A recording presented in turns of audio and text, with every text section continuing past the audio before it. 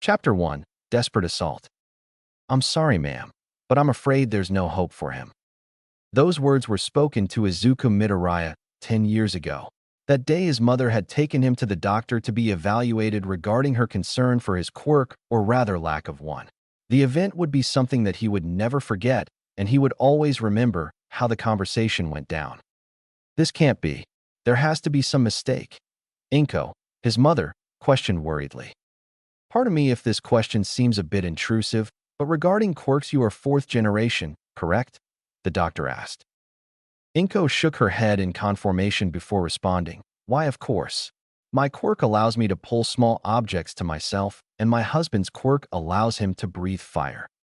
At his age, he should have displayed either yours or his father's quirk. Furthermore, research has shown that the presence or absence of a joint in the pinky toe indicates whether an individual will manifest a quirk. Those who do possess a quirk lack the extra joint, as they represent the next stage of evolution. However, those that possess two joints are typically quirkless. If you direct your attention to this X-ray, here you can see that Izuku has two joints. I'm sorry, ma'am, but it's more than likely that your son will not manifest a quirk. Those words had crushed him. He always had the desire to become a hero.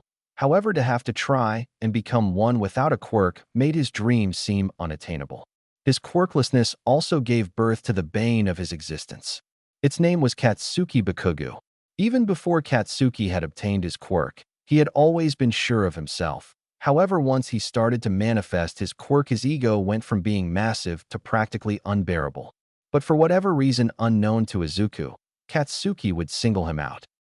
He would never fail to give him hourly reminders of how weak, worthless, and pathetic he was. Even through his nickname Deku, he would be reminded that in Katsuki's eyes, along with the eyes of others, that he was useless. The torment just didn't stop at the verbal abuse. He would receive frequent beatings from his Katsuki and his cronies.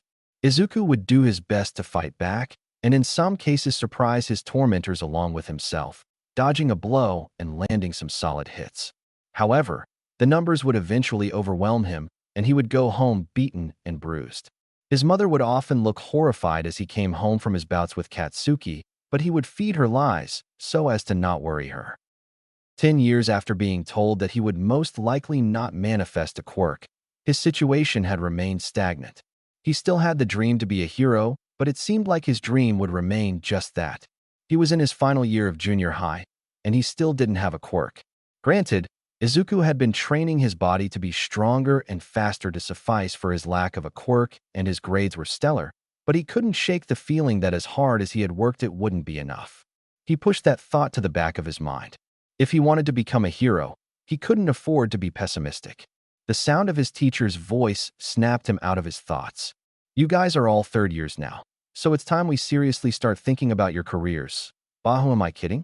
You all want to be heroes, right? The class answered his question by giving a display of their quirks. Yes, you all have wonderful quirks, but you know the school prohibits the usage of them. The teacher responded, trying to calm the class down. Sensei, don't lump me in with these chumps. Their crappy quirks could never compare to mine, a smug voice called out. Everyone turned their attention to the source of the voice and found that it was none other than Katsuki Bakugo. The class started to berate Katsuki for his rude comment, and he in turn responded by dismissing them as extras. Anxious to defuse the situation, the teacher asked the sandy-haired teen. Bakugo, you mentioned that you were applying for the hero course at U.A, correct? Everyone within the class started to voice their disbelief of what they just heard. I heard that the acceptance rates for that school were extremely low. You must have a lot of confidence in yourself if you applied there. I mean, your quirk is pretty strong. I'm not surprised. Are you sure you have what it takes? You might as well apply for another school. Getting into there is impossible. Katsuki relished in the criticism and praise he was receiving in that moment. The praise served to inflate his ego, whereas the criticism served as more fuel to go about proving his doubters wrong. He jumped on his desk and exclaimed, I already aced the mock exams, so getting in will be a piece of cake. Soon I'll become the #1 hero, and not to mention become filthy stinkin' rich. Midoriya, you said that you were also applying for the hero course at U.A, right? Suddenly, all the eyes in the classroom fixed themselves on Izuku. He had never wanted to have a shrinking quirk more than at that moment. The question posed by the teacher was met with laughter and ridicule. You know good grades alone can't get you into U.A? What makes you think you can pass the entrance exam? Just because you're a bit stronger and faster than some, doesn't mean you can keep up with quirks. Katsuki started to approach Izuku with a cruel smile on his face. 10 years of being bullied gave Izuku foresight on what was coming. Katsuki slammed his fist on Izuku's desk, a predatory glint in his eyes. Come on, Deku. It's one thing to have a crappy quirk, then another to be quirkless. What? Do you actually think you can hang with me? Izuku thought about this question. Despite being quirkless, he still had a dream to become a hero. Allowing those sleepless nights spent studying and those exhausting days spent training to go in vain because of self-doubt wasn't an option for him. He had put in too much time and effort to let his blood, sweat, and tears go to waste. He still had doubts and acknowledged them, but he would damned if he allowed them to hinder his progress towards being a hero. He took a deep breath before giving his response. Kachan, I have worked hard in pursuit of trying to be a hero. Like you, my goal is to try and become the best. If you're someone I have to surpass to reach the top, then so be it. Silence filled the classroom after Izuku said those words. Even though he meant every word that he said, it didn't make him any less terrified saying it. Truthfully, he was surprised that he hadn't stuttered in his response. As Izuku looked up to meet Katsuki's eyes, his face turned white. A massive vein was bulging in Katsuki's forehead, and the scowl that was framed caused his face to be littered with wrinkles. Izuku could hear him gritting his teeth in anger at what he said to him. Explosions were popping off in his hands, and he looked ready to attack at any second. Any chance you want to repeat that, you damn nerd? Katsuki asked through clenched teeth. Izuku knew better than to further antagonize him, so he kept his mouth shut. Eventually, the teacher had Katsuki return to his seat, but for the rest of the class, Izuku could feel his red eyes bore holes in the back of his head. He knew Katsuki would try and confront him at the end of class, so once the bell rang for dismissal, he scrambled to try and get out the door. However, Katsuki was a bit faster and managed to block the doorway before he could leave. You think I would just forget how you disrespected me earlier, Deku? Izuku knew that there wasn't a way for him to escape, so his only option would be to stand his ground and fight. He slid into a fighting stance to get ready to defend himself. Katsuki's eyes went bloodshot at seeing Izuku stand up to him. He was quirkless, therefore supposed to be underneath his foot. Although Izuku was bashful, he didn't outright cower in front of him like his classmates or teachers. And the fact that he didn't infuriated him. Did quirkless Izuku really think he was better than him? No longer being able to hold back the anger, Katsuki rushed in and threw a massive right hook at Izuku. However, it was too wide and Izuku was able to counter with a straight to the nose. Katsuki gripped his nose in pain as a warm stream of blood poured from his nostrils. Taking advantage of the situation, Izuku tried to zip around him to escape. However, one of Katsuki's cronies grabbed the back of his collar before he could make the getaway. The lackey proceeded to put Izuku in a full Nelson, but he managed to escape his grip by using the back of his head to deliver a devastating headbutt. A scream of pain pierced the classroom as Izuku tried to escape again. Katsuki, having somewhat recovered, saw Izuku attempting to flee and tackled him to the ground. Bakugo then started to strike the green-haired teen repeatedly while on top of him, Izuku barely managing to put up a guard. Izuku's guard eventually broke due to the ferocious blows, and as a result his face became bloodied and bruised. After getting a couple more punches in, Katsuki held his palm over Izuku's face and released a small explosion. Izuku finally fell unconscious, his face shaded black with streaks of red running down. Katsuki didn't anticipate the fight taking as much out of him as it did, and as a result he was exhausted. Heavy breaths escaped his lips as he attempted to recover from the fight. The lackey that attempted to stop Izuku earlier offered Katsuki a hand, seeing his friend in that state. Katsuki responded by punching him square in the jaw. What the hell was that for? I don't need your damn hand. Also, I don't ever remember asking your ass to interfere in my fight. He was about to escape. Plus, he got you good in the nose. I just thought you needed help. It sounds like you're doubting my abilities, and whether you thought I needed help or not is irrelevant. In the end, you didn't even do anything. Next time you interfere like that, I'll do more than just punch you." A teacher, having heard all the commotion, made their way to the classroom and saw a bleeding Katsuki sitting atop an izuku that was starting to regain consciousness. The two boys found themselves in the principal's office, and it was obvious to both that he was nothing short of livid. The principal slammed his hands on the desk, demanding an explanation as to why the fight occurred. Katsuki gave his testimony first, saying that earlier in class Izuku had said something which angered him, and he simply wanted to confront Izuku about what was said. He claimed that Izuku started getting ready to attack him before he could say anything, so he had to defend himself. The principal could sense that he was leaving out some information. He slowly massaged his temples and gave a deep sigh. "Bakugo, I'm sure you are aware that the use of quirks in school is prohibited. And to use your quirk to attack another student like that puts you on grounds for expulsion. So I hope for your sake that you are telling me the truth."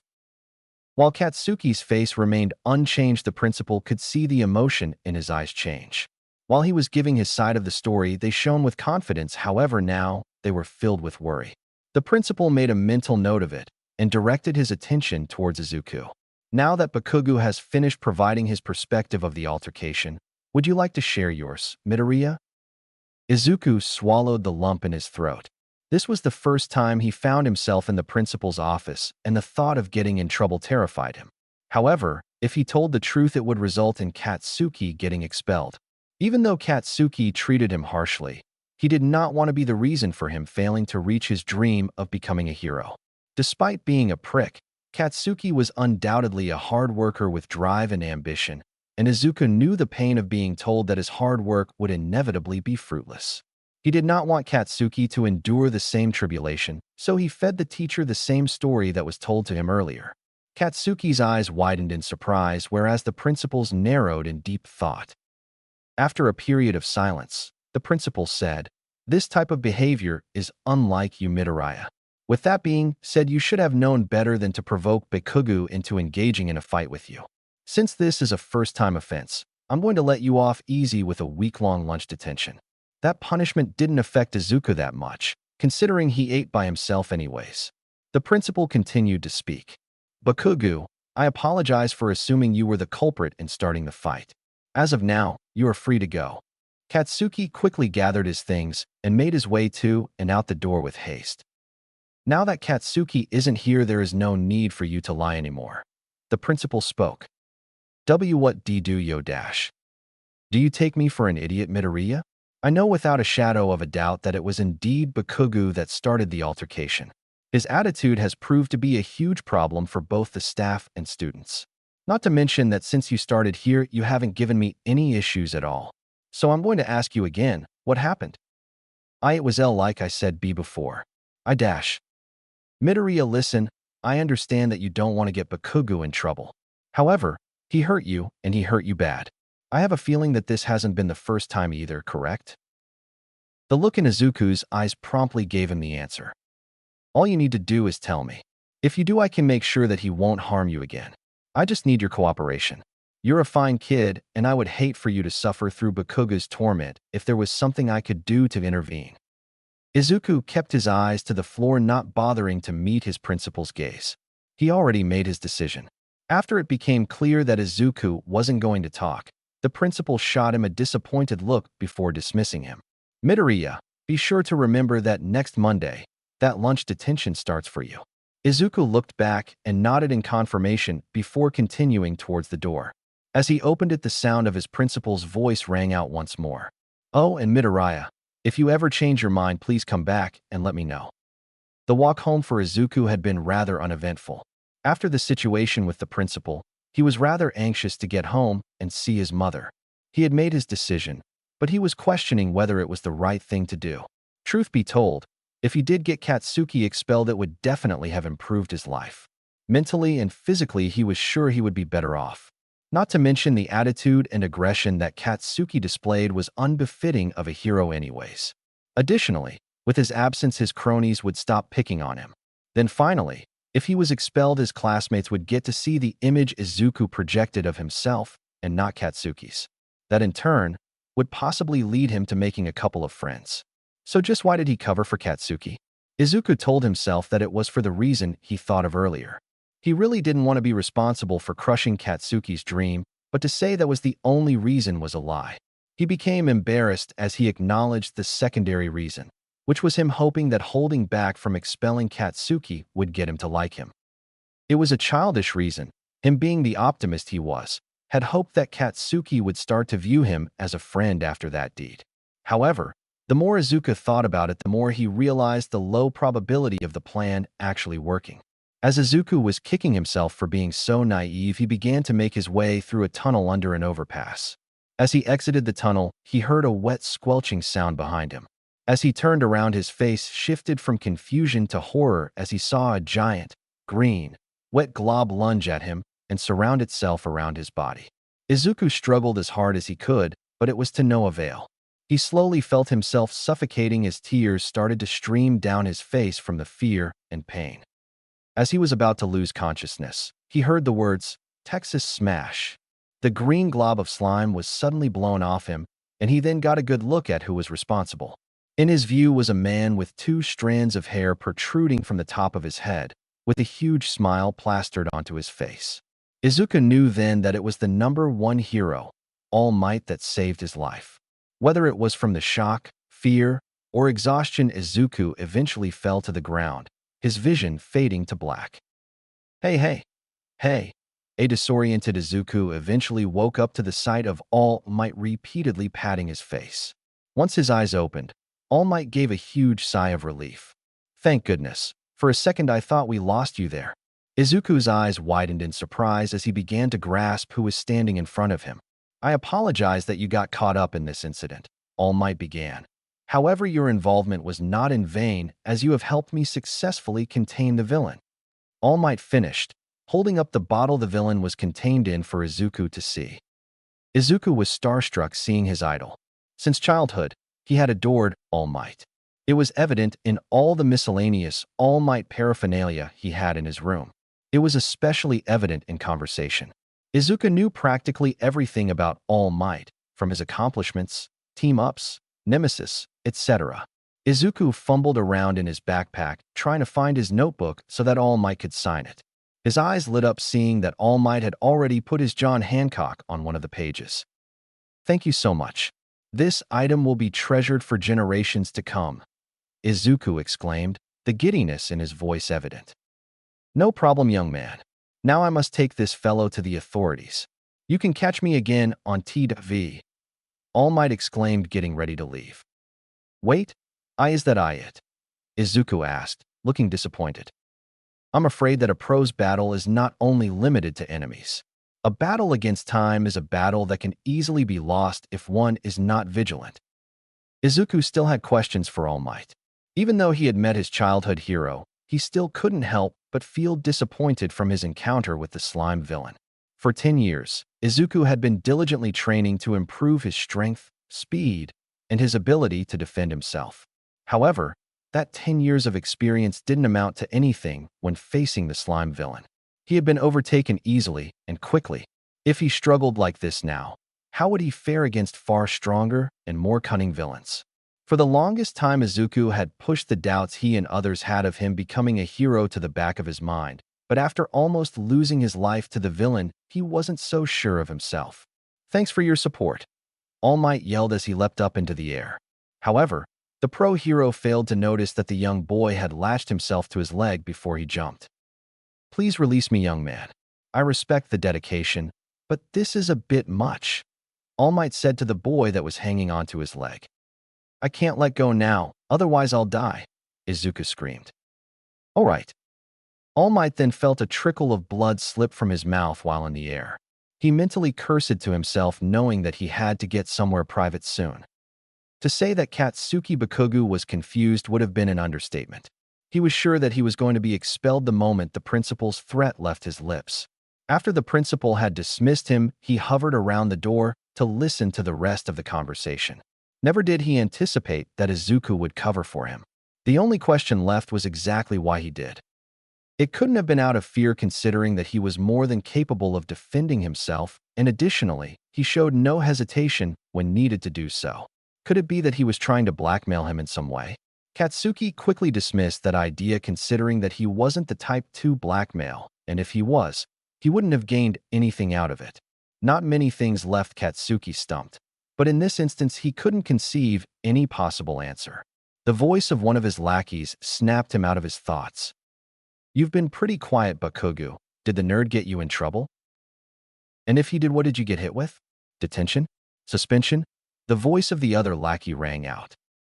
Bakugo continued walking, not bothering to look back. "The nerd didn't get me in trouble. I'm pretty damn fortunate, because my ass would have been expelled if he decided to spill." "Deku didn't rat you out? Well, I'll be damned. I for sure thought you were toast. I wonder why he didn't say anything." The quirkless loser probably was afraid of the beating Bakugo would have given him if he said anything. "Huh, you're probably right." As the two lackeys stayed engaged in conversation, Katsuki began to tune them out. Quite frankly, he couldn't care less that they were present.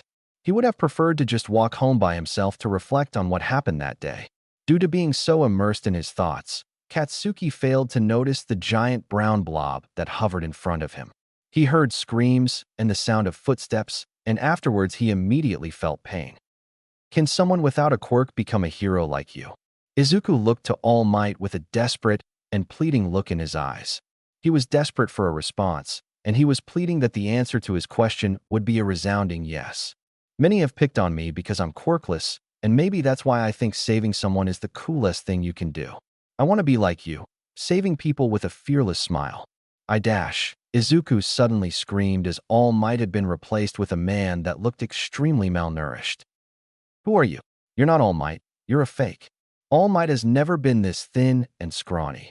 Izuku squawked. "I am All Might." Izuku screamed as the man started to cough up blood. "No way, this can't possibly be you." "Relax, young man. I assure you I am All Might. You know how people suck in their gut at the pool? My situation is similar. What you're seeing is the real me, but don't write about it on the internet, okay?" All Might then lifted his shirt and revealed a nasty-looking scar. The sight of it made Izuku queasy, however he did his best to calm himself down for what All Might was about to tell him. 5 years ago, a foe did this to me. Because of that fight, my respiratory system was nearly destroyed and my stomach had to be removed. The after effects of those surgeries has caused me to wither away, and now I'm limited to about 3 hours of hero work a day." 5 years ago? Was that when you fought Toxic Chainsaw? Izuku asked. "Oh, you know your stuff, young man. But no, my battle with Toxic Chainsaw was not responsible for these injuries. Someone of Toxic Chainsaw's caliber could never do this to me. The battle that caused these injuries were never made public because I requested so. That way the smile of the symbol of peace could remain unwavering. And the smile that you see is not one of fearlessness, rather it's to stave off the overcoming pressure that I feel. As far as whether you can become a hero, a pro must have the desire to serve and protect. However, behind that desire there needs to be power. If there is no power, one can't adequately fulfill his role as a protector." Izuku had expected that response, but he nonetheless felt crushed. Even the #1 pro hero had told him that he couldn't become a hero without a quirk. He felt his eyes start to water at the realization that the years of hard work and dedication he put into his pursuit of becoming a hero were useless. All Might continued to speak. "If you have the desire to help others, why not strive to become a police officer?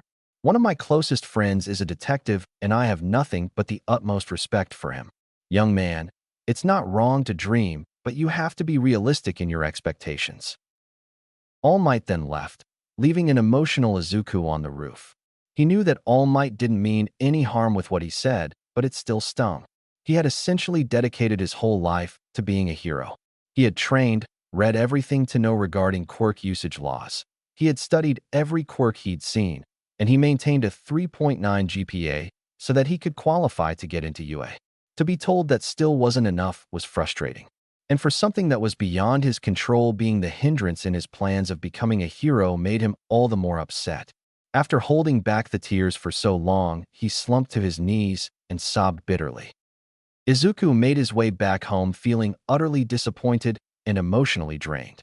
He reflected on the words All Might had spoken to him earlier as he walked. All Might was right. It was time for him to be realistic.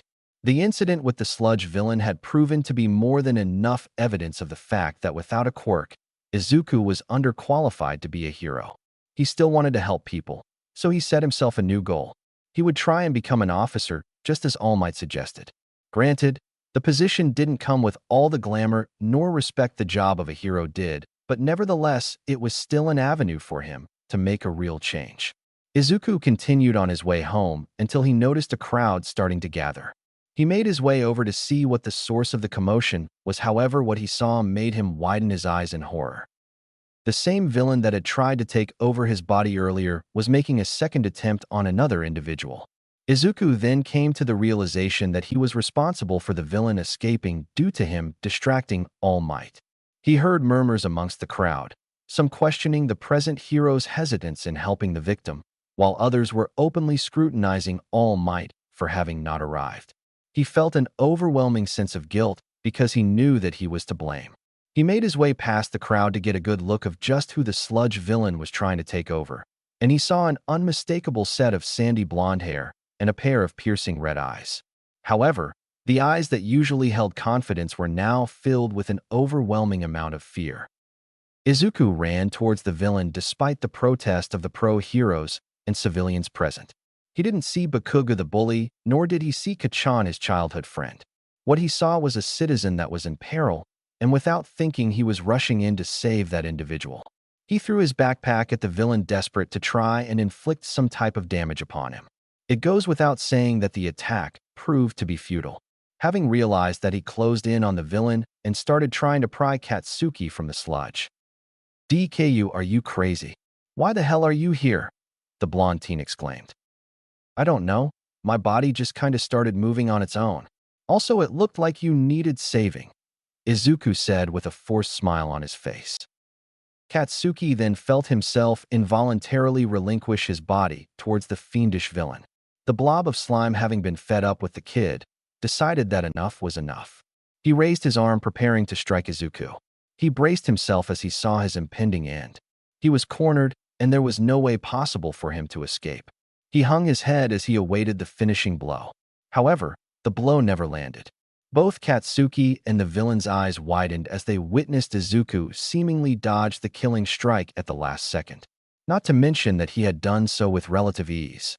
Angered, the villain took another swing at Izuku, attempting to decapitate him with the blow. Izuku again dodged at the last second, leaning his body backwards to avoid the hit. As Izuku rose back up, Katsuki noticed something strange. The bright green eyes that he normally had were now replaced by luminescent azure ones. Not to mention the look of panic that was held by Izuku prior had now been replaced by a stone-cold stare. The villain took a step back. The overwhelming pressure that was now being emitted from the boy had caused the air to become very thick. Losing all sense of rationale, the sludge villain threw a flurry of attacks at Izuku, hoping to hit him. The boy simply dodged all the attacks as he drew nearer to the brown pile of sludge. Growing desperate, the villain emitted a full-powered point-blank explosion once Izuku was in range. He couldn't help but smirk, knowing that the green-haired boy couldn't have possibly dodged that. However, the untouched frame of Izuku emerging from the smoke had proved him wrong. Izuku then leapt up towards the villain. The fiend tried to strike Izuku while he was in midair, but he easily dodged the blow, and he then landed a solid knee to the exposed eye of the slime criminal. The villain roared in agony, and as a result, the grasp he had on Katsuki's body slipped. Seizing the opportunity, Katsuki squirmed out of the villain's hold and scrambled away. He heard the villain yelp again as Izuku struck him in the eye again. Katsuki could only gawk in amazement and confusion on what he was witnessing. The quiet, timid Izuku he had known had been replaced with one that radiated confidence and composure. However, the personality change wasn't the only thing that surprised him. The fact that Izuku had a quirk was what really threw him for a loop. Has the damn nerd always had a quirk? Katsuki wondered. However, a bigger question started to plague his mind. Why do I feel that I've seen this before? A 10-year-old Izuku Midoriya was surrounded by Katsuki and his posse. Earlier that day at school, Izuku had stood up for a boy Katsuki was picking on and called him out for it. Not wanting to let the slight against him go unpunished, Katsuki decided to trail Izuku home and ambush him when he was most vulnerable. When the time came, Katsuki and his lackeys rushed Izuku, throwing a flurry of punches, elbows, and kicks at him. A couple of minutes later, Izuku was still standing, however blood was trickling down his face as a result of all the blows that had landed. "Backup extras. I want to be the one who delivers the knockout punch," Katsuki exclaimed. He grinned like a maniac as he went in to finish the fight. His eyes grew wide with anticipation as the punch was literally moments from impact. Katsuki's grin quickly disappeared as Izuku dodged and countered with a brutal uppercut to the stomach. The momentum from Katsuki's punch only furthered the impact, and he felt his breath leave him. He looked up and for a moment could have sworn he saw a glint of silver in the boy's eyes, but they quickly shifted back to their normal green, and Izuku collapsed to the ground. Katsuki held his stomach, as it was still tender from the punch he just received. "Bakugo, are you okay? That punch looked like it hurt," one of his lackeys asked. "The punch that worthless Deku threw barely tickled. It was only beginner's luck that he hit me," Katsuki exclaimed. However, behind the mask of bravado, Katsuki knew he was lying. Not only did the punch carry a lot of force, but the dodge that he pulled off was perfectly timed. To do something like that, one would need almost inhuman reflexes. However, this was just one incident. In all the other encounters he had with Izuku, he had never done anything of that magnitude. Plus, Izuku himself had told him that he was quirkless. Katsuki narrowed his eyes at the downed form of the green-haired boy. Eventually, he walked off incidentally, deciding not to give the matter further thought. The way Deku is fighting now is like how he did 4 years ago. So that means the damn nerd had a quirk all this time. Why the hell has he been hiding it? Katsuki was internalizing everything as Izuku continued to fight the sludge monster. At this point, the villain was throwing wild swings as he couldn't see out of either eye. The sludge villain swung downwards, but Izuku parried his arm and then delivered a precise chop to the limb, effectively removing it. The villain started to fume in anger at the display and made another futile swing to hit Izuku. As a result, the other limb the villain had was dismembered. Izuku's eyes flashed green, then back to azure briefly as he leapt into the air, intent on delivering a kick that would decapitate the villain. The villain was helpless as he knew the finishing blow was bound to strike in a matter of seconds. However, instead of decapitating the fiend, the kick had simply thudded against the slimy mass. The azure color in Izuku's eyes had disappeared, and a wave of exhaustion then struck the boy. Izuku fell to his knees as he gasped for breath. His muscles ached, and he couldn't find the energy in himself to even scream for help. The villain, forcing an eye open, had approached him with a wicked grin on his face. Having regained his limbs, he raised an arm, excited to finally put an end to the green-haired teen. The limb was caught by a man he had encountered earlier. The man with the unwavering smile, All Might, had made his way onto the scene. All Might reared his fist back and threw his signature Detroit Smash attack. The force of the punch scattered the villain's body to various areas in the vicinity and additionally had changed the weather as well. The crowd present cheered as All Might once again swooped in to do what he always did, save the day. Needless to say, the pro heroes that were present were furious that Izuku had recklessly rushed in to save Katsuki. However, most present didn't do a good job of masking the amazement they had of seeing his quirk in action. One hero in particular who had made her debut that day had approached Izuku to give him praise. "Despite acting like a dumbass, I have to say that I'm impressed with what I saw. With that quirk, you have real potential to become a great hero." To add on to what Mountain Lady is saying, it's evident you have a lot of potential, kid. However, in situations like these, please leave it to the pros. Had you had a weaker quirk, or had you been quirkless, the situation could have ended a lot worse. "Even with the quirk you had, things were starting to get dicey," said Kimui Woods, another rising hero. "Not to mention, it would have been a shame if a boy as cute as you ended up dying," Mountain Lady said as she gave Izuku a teasing wink. Izuku blushed vehemently at the praise he was receiving, whereas Katsuki watched the situation from afar as he seethed in anger. Part of Katsuki was angry that the damn nerd was receiving a lot more attention than he was. He was the victim and had fought valiantly against the villain from taking over his body. All Izuku managed to do was get in a couple of blows and get in the way. So the fact that everybody was praising Izuku like he was the second coming of All Might infuriated him. However, Katsuki was also angry with himself. Once he got away from the villain, he never went to go help Izuku. It was because you were scared. Katsuki tried to deny this thought, but he couldn't. The fact that he almost died during the encounter made him scared. It made him feel vulnerable and contrasted everything people had said about him. He was told many times that he was special, but to be defeated by a no-name villain so easily was humiliating.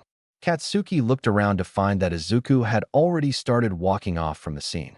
He wasn't far ahead, so he started to jog to catch up to him. He had questions for the boy, and he would be damned if he didn't get answers for them that day. Hopefully, I don't get caught up in anything else. My mom is probably worried sick about me, Izuku thought as he made his way home. A lot had happened to him that day, and he needed time to process it. He had been sent to the principal's office, attacked by a villain, saved by All Might, fought a villain after awakening his quirk, saved by All Might again, and had been called cute by the pro-hero mountain lady. Izuku still couldn't fathom the fact that he had a quirk all this time, and the fact that pros had said it was a powerful quirk boggled his mind even further. All Might had said that in order to serve as a protector, one had to have not only the desire but the power to do so. Since Izuku had both, he still had a chance to make his dream of becoming a hero a reality. He smiled to himself as he held his notebook firmly to his chest. Even though his day had its ups and downs, in the end, everything had managed to work out. As he continued down the street, he heard a voice call out his dreaded nickname. Deku. Izuku turned around and saw the form of Katsuki Bakugo. Katsuki had his head hung low, different from how it was normally hung with pride. I just wanted to let you know that you didn't save me. All Might did. Plus, I didn't need your damn help anyway. I could have escaped the sludge bastard any time I wanted to, Katsuki exclaimed. Izuku sighed deeply at the statement. It seemed like a typical thing for him to say. Also, do you get your kicks and giggles playing me for a fool? Izuku hung his head in confusion at what Katsuki was asking him. Don't give me that clueless look. I know that you've been hiding your quirk from me. Did you enjoy using the opportunity to save me as a way to show how much better you are? Well, I hope so, because that'll make it all the more sweet when I get the chance to crush you. Izuku could only look disappointed at what Katsuki was suggesting. Did Katsuki really think that he was petty enough to bring personal vendettas in a situation that involved life and death? Anxious to clear the air, Izuku responded. Kachin, I rushed in to try and save you, not to show that I'm better than you, but because you needed the help. Had it been anyone else in your position, I would have rushed in the same way. Katsuki rolled his eyes at the response. He expected that answer from Izuku, however, just because he expected the answer, it didn't entitle him to believe it. Admit it, Deku. You just want to play savior, so that you can have something to laud over me with. Why else would you have avoided squealing on me earlier? Izuku's eyes grew as large as saucers. How did YUKN dash? After the principal dismissed me, I hovered around the door to listen in. Imagine my surprise when you decided to remain silent despite the chances the principal gave you to rat me out. While you may have everyone fooled with your self-righteous act, you aren't fooling me, Katsuki exclaimed. Izuku knew that if he tried to defend himself, it would be fruitless. However, he at least wanted to give it a shot. He took a deep breath to calm his nerves and responded. Kachan, you don't understand how difficult it was for me to make that decision. You quite frankly have made my life a living hell. For whatever reason, you decide to pick on me despite the fact that I just genuinely want to be friends with you. To be degraded on an everyday basis gets disheartening. What's worse is the fact that not only you do it, but you encourage others to do it as well. There's been times where I have contemplated ending it all, but realized how unfair it would be to my mom. Katsuki flinched at the last sentence that was spoken. He knew he treated Izuku harshly, but driving him to the point of suicidal thoughts? The behavior seemed unbefitting for a hero, and Katsuki knew this. He tried to rationalize that Izuku wouldn't have the will to take his own life. However, what if he did? Could he live with the guilt of knowing that he drove his former best friend to end his own life? Could he look the mother in the face and tell her that he was the reason for her son abandoning her? Izuku continued to speak as Katsuki was entrapped in his thoughts. You as well as myself know that the abuse isn't just limited mentally. Izuku rolled up his sleeve, which showed a variety of burn marks. These marks are a result of your harassment, and there's plenty more hidden away, as you are aware. In all honesty, you deserve to get expelled. Not just for what you have done to me, but what you have done to others as well. Izuku was surprised to see a look of shame cross Katsuki's face. He had been expecting Katsuki to try and justify his actions, but instead the red-eyed teen had sat and listened. Kachin, even though you have messed up, I believe that you still have the potential to become a great hero. Katsuki raised his head and met Izuku's eyes. It was obvious that he was genuine in what he was saying. I believe that you will become a great hero not just because you have a strong quirk, but because you are the hardest worker I know. My decision to start training despite my quirk despite not being active yet was inspired by you. I know what it's like to be told that your hard work and dedication won't pay off. However, in my case it was because of a situation I couldn't control. As for you, Kachan, the decision to let your hard work go in vain rests squarely on your shoulders. I just wanted to give you a second chance before you made a decision that would permanently impact your life. Izuku refused to tell him the embarrassing secondary reason. An awkward silence ensued as Katsuki was processing everything that was said to him, and as Izuku was awaiting a response. After having some time to formulate a response, Katsuki spoke. TCH whatever, your sappy story won't get me to prostrate myself before you if that's what you want. Izuku gave a deadpan expression at Katsuki's rebuttal. Maybe the idea to not get him expelled was stupid. As Katsuki started to walk off, he turned around and met Izuku's gaze. But Deku, you may not be as worthless as I thought you were. The tone in his voice was neither malicious nor patronizing. Izuku could only gawk. Even though it wasn't the words, I'm sorry, for Katsuki, it was pretty damn close. Katsuki noticed Izuku's stare and snapped. Oi nerd, quit staring at me with that dopey look. Don't you have any manners? You know it's pretty damn creepy to just gaze at someone. Izuku blushed at the realization that he was indeed staring at him. Katsuki, on the other hand, kept speaking. Now that you have a powerful quirk to go alongside that damn brain of yours, I'm sure that I'll be seeing you at U.A. However, don't let today go to your head. I will become the #1 hero, and I'll crush you like a bug if you get in my way. Izuku smiled. I wouldn't want to have it any other way, he thought. Katsuki, having said his piece, started on his way home with his bag slung over his shoulder. As Izuku turned around to leave, he was startled by a voice ringing out the words, I am here.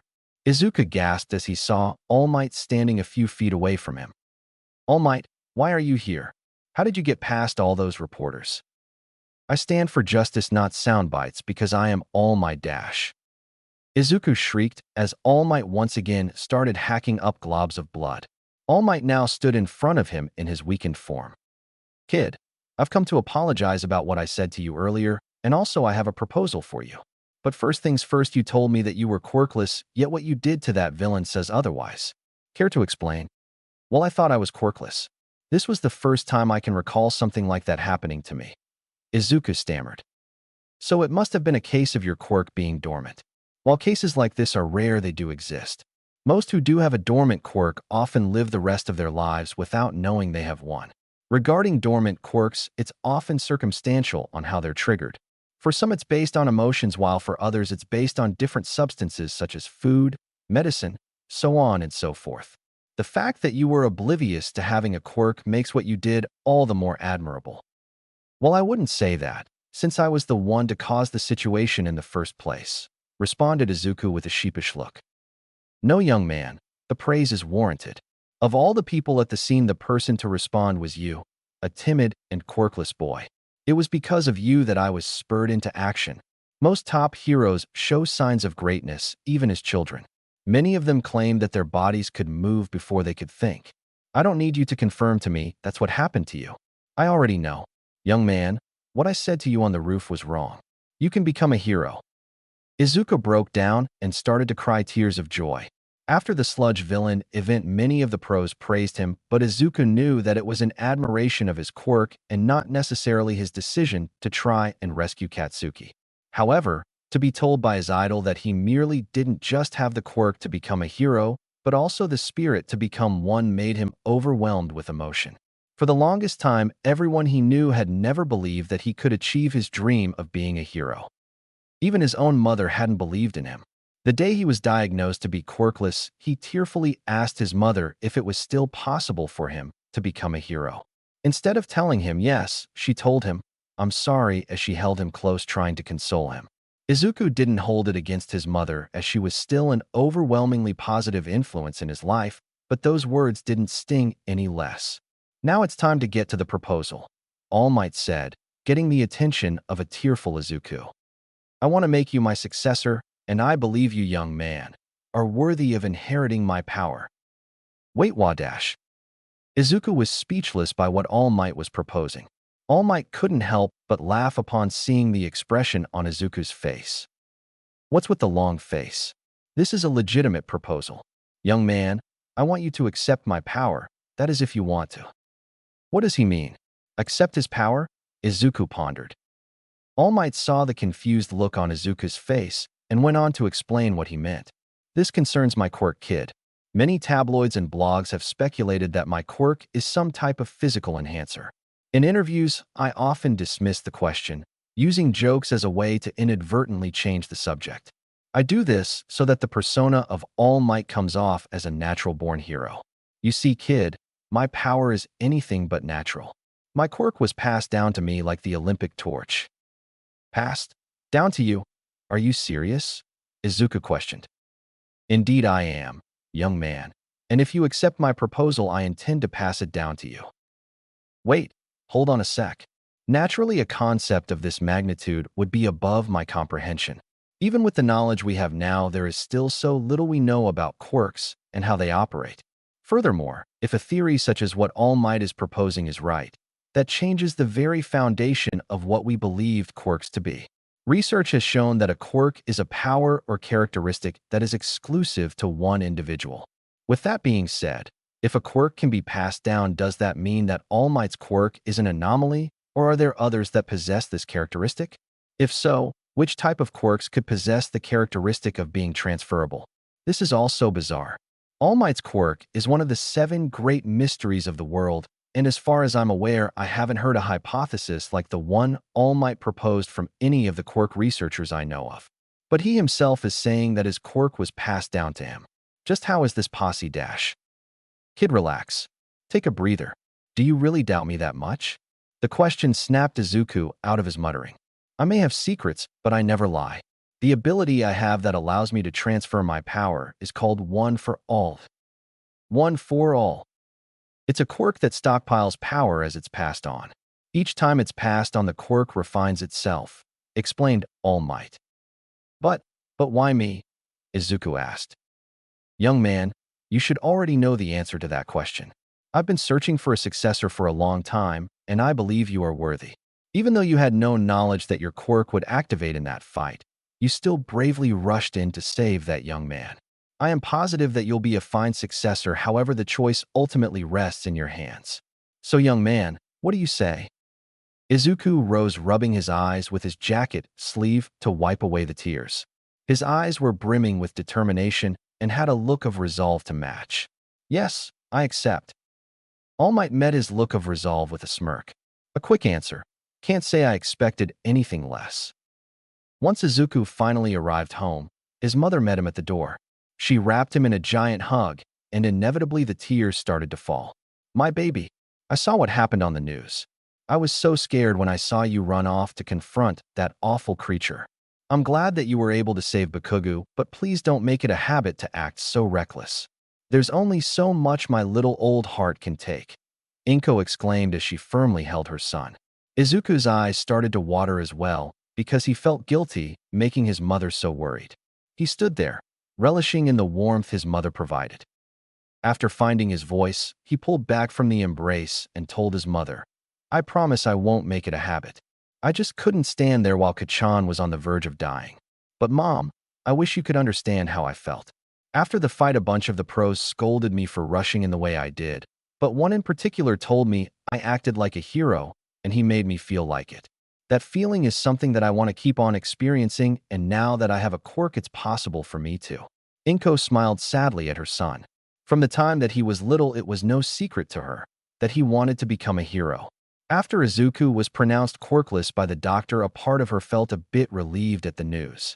She was aware of the dangers that came with being a hero, and truthfully, she wasn't entirely comfortable with the idea of her son becoming a hero. She knew that even after her son was pronounced quirkless, he still had the desire to be a hero, but she wasn't necessarily worried, because she figured that he would eventually grow out of that dream. Never did she anticipate that he would suddenly manifest a quirk and as a byproduct grab the attention of some pro-heroes. The path of peace was slowly becoming less of an option for him, and now it was looking that the path he was taking would be painted in crimson.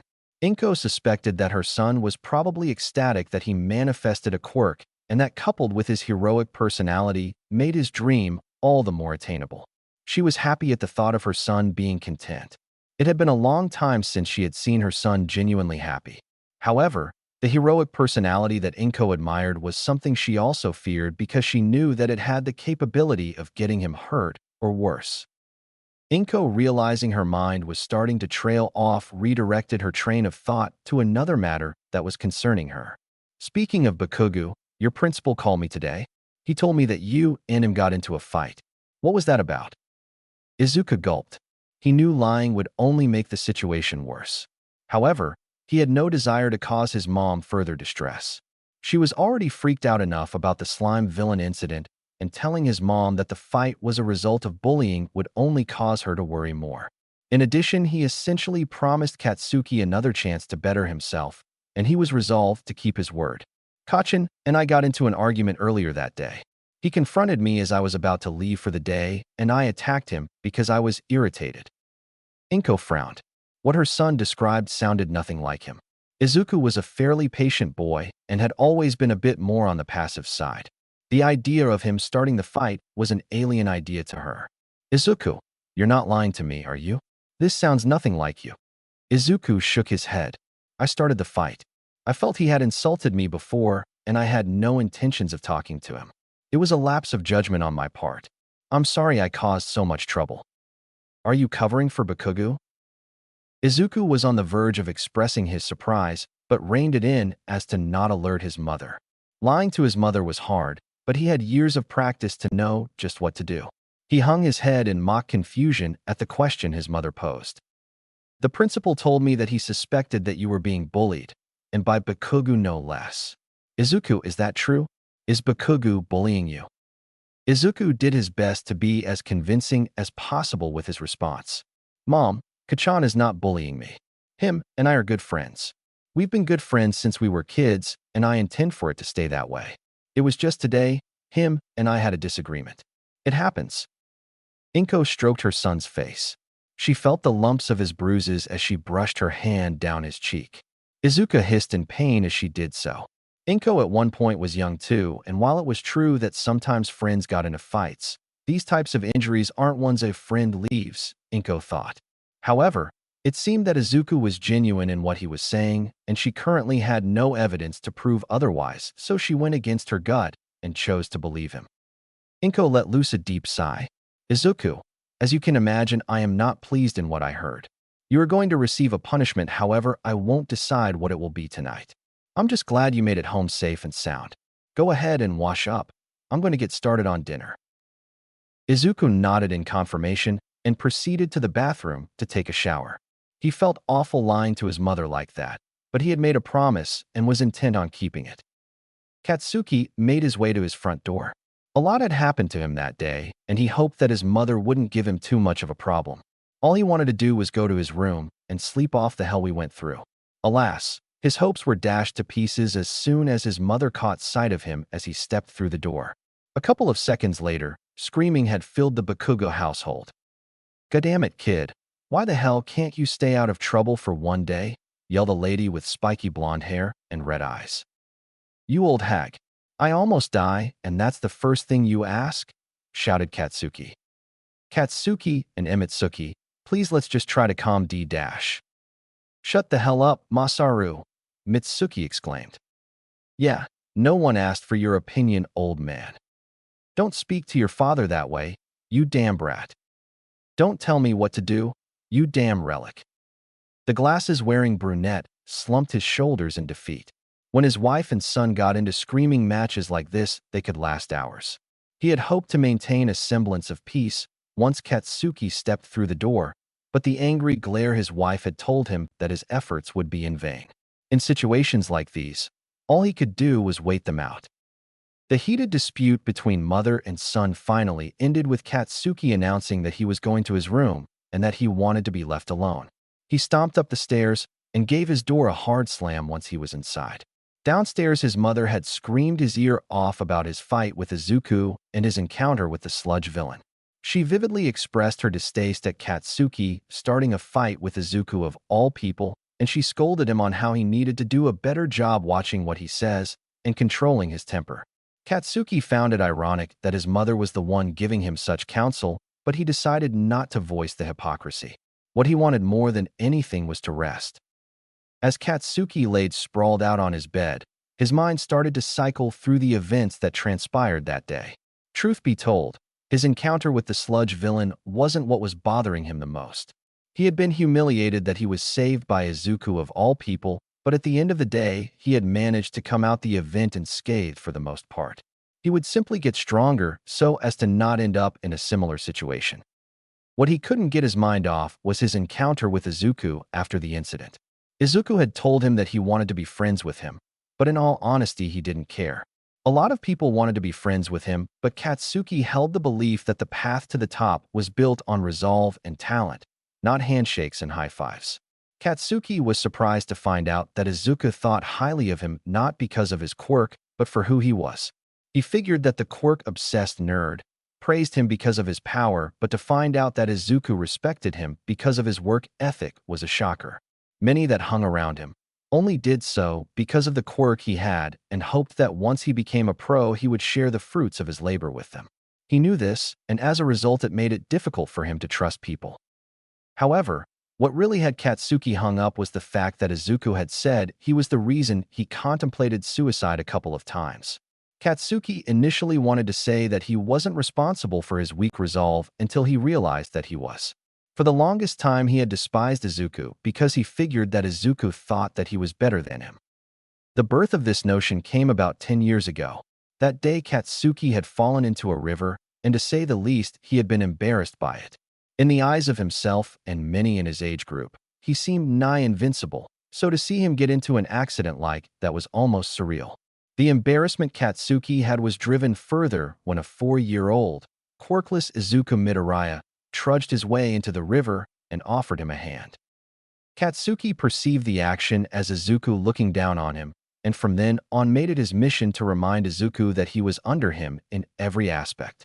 Whenever Katsuki would receive a higher score on a test than Izuku, he would go out of his way to rub it in his face and then insinuate that he had low intelligence. When it came to sports, Katsuki would single out Izuku and then crush him to display his dominance. Then when it came to his fights with Izuku, even when the green-haired teen was down for the count, Katsuki would use his quirk to brand Izuku with marks to remind Izuku of the consequences of standing up to him. Despite the tears and the pleas, Katsuki would grip his skin firmly and burn him, unfazed by the screams of agony. He gave an involuntary shudder. Reflecting on what he had done made Katsuki realize just how horribly he treated Izuku. What made it worse was the fact that he realized he did it all for nothing. The misconception he had of Izuku was proven false the moment he confronted him after the sludge incident. For 10 long years, Katsuki had put Izuku through unwarranted torment, abuse, and had even driven him to suicidal thoughts based on a notion that wasn't true. Grasping the weight of what he'd done made him feel nauseous, and he started to feel clammy. His heart threatened to beat its way out of his chest, and he started to feel like he couldn't breathe. Katsuki trembled violently, and he could feel shivers running down his body. He sat up in an attempt to capture his breath, but at this point he was hyperventilating, unable to get his nerves under control. His mother knocked on the door to check on him and also to apologize for earlier. After not getting a response, Mitsuki opened the door to find that her son was shaking uncontrollably and beads of sweat were running down Katsuki's form. Mitsuki, realizing her son was having a panic attack, rushed over to his side and threw her arms around him. She stroked his hair and spoke to him in a soothing tone that she rarely used. His breathing slowly started to return to normal as she shushed him and assured him that everything would be fine. A headache made its way present as his panic attack started to cease. He buried his face into her chest, his face wet with not only sweat, but some tears as well. They held each other like this for a while. Having sensed that her son had calmed down a bit, she released her son from her embrace and asked him what caused him to have a reaction like that. The question only made Katsuki start to cry again. However, he forced himself to tell his mother the real reason the fight had started, how he had been bullying Izuku for the past 10 years, and how Izuku had contemplated suicide as a result. His mother's face remained unreadable as she listened. After Katsuki had finished speaking, a sharp smack resonated throughout the room. Shock was painted on his face at the realization that his mother had slapped him. While his mother was indeed hot-headed, she had never resorted to physical violence with him. So the fact that she had in that instance was a telling sign of just how angry she was with him. Expecting his mother to start yelling, she instead started to break down into tears. "God damn it, kid. What the hell am I going to do with you?" she asked in a broken voice. Katsuki could recall on one hand how many times he'd seen his mother cry, and the fact that he was responsible for this time made him feel horrible. It also made him realize that the consequences of his actions didn't just affect him, they also affected his loved ones. He could only look on in silence as his mother continued to weep. Eventually finding the strength to talk, she said, "Katsuki, you are pretty damn lucky that boy has a heart of gold. I don't think anyone else would have bothered to look for the potential in you after what you did. Hell, I don't even know if I would have, had I found out through the school what you've been doing." Katsuki felt crushed by the words his mother had spoken to him. Even his mother had doubts about whether or not he was a lost cause. Noticing that his gaze was drifting off, Mitsuki told her son, "Katsuki, look at me. The fact that you even told me about this situation lets me know that you at least see the need to change. But understand this, Katsuki, seeing the need to change and actually doing so are two separate things. You're a hard worker and I know that you are more than capable of changing, but you can't afford to put it off. You were essentially given a second opportunity, so don't be a dumbass and squander it." Mitsuki rose from her son's bed and started to leave. As she opened his door to exit, she said, "I will discuss what you told me with your father. Know that you will be punished. With that being said, I believe in you, Katsuki. It's just a matter of you believing in yourself." With those words, she left the room, leaving an emotional Katsuki to reflect on the words his mother had spoken to him. 2 days after the sludge villain incident, Izuku had met up with All Might at Takoba Municipal Beach to begin his training. At the moment, he was currently dragging a refrigerator with All Might sitting on top of it. Due to the training Izuku had done prior, he was able to make a little bit of progress, slowly but surely pulling the refrigerator. After having moved the refrigerator a couple of meters, Izuku fell on his knees, exhaustion starting to take over. "Could you tell me why I am dragging all this garbage across the beach?" Izuku questioned in between breaths. "It's to train your body. Fortunately, you don't have as much work to do as I originally anticipated. Originally, I was under the impression that you were skin and bones, but apparently you have a decent amount of muscle hidden away. It's just important that you are conditioned well enough so that you can use one for all. Otherwise, we run the risk of your limbs popping off," All Might explained. "Is that the only reason why I'm hauling all this trash around?" "Not quite. You see, young man, I wanted to use your training as an opportunity to restore this section of the beach to its former glory. If you didn't know, this part of the beach has been like this for years. Matter of fact, I did know that. I read that the currents were responsible for depositing most of the trash on the shore. The other problem is that people dump their garbage here even though they are not supposed to." "That is correct, and by picking up this trash, this will mark your start as a hero. You see, young man, community service is just as important as saving a civilian or defeating a villain. However, this message seems to have been lost amongst the newer generation of heroes. I hope to instill a value of community service within you so that you can be more well-rounded as a hero." "Okay, that makes sense. I'm glad you understand, young man. With that being said, I assume that you are applying to U.A, correct?" "I am, and I desperately hope to pass the entrance exam. That way I can go to the same school you did, All Might. Disregarding the fact that your idolization of me is borderline scary, I hope to see you pass as well. However, the entrance exam at U.A is no joke, which is why I created this," All Might said as he held up a folder that was brimming with papers. "What is that?" Izuku asked as he took the folder from All Might's hand. "That, young man, is my self-defined pass the test American Dream Plan. Within it, you'll find a training regimen to help you clean up the garbage, as well as dietary plans to help you build muscle. Wow, you even have a plan for how much I sleep. Indeed, young man. Truth be told, I made that plan with the idea that it would take the full 10 months for you to clean up the beach. Seeing the state that your body is in right now, I think if you work diligently, you can probably do it in 8. If that's the case, what will I do for the last 2 months? All Might rubbed his chin as he thought about the answer to the boy's question. After having some moments to think, an idea finally popped up in his head. We will use the 2 remaining months for you to train, with one for all. Additionally, since you just recently discovered the existence of your quirk, we will use that time for you to train with that quirk as well. Speaking of which, have you figured out a name for your power? I have. I've decided the name of my quirk to be Autonomous Movement. Izuku said with a smile on his face. What? Izuku questioned as All Might continued to stand there in silence. Oh, it's nothing important, young man. I just thought that the name of your quirk would be a bit cooler. What do you mean? What's not cool about it? To be honest, the name is rather generic. How's it generic?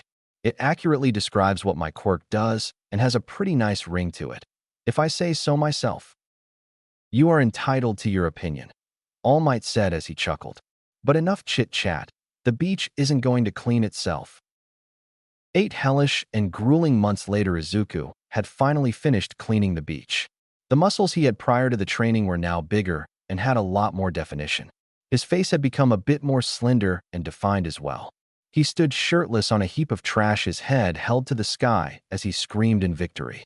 All Might, witnessing this spectacle, couldn't help but stare in amazement and pride at his student.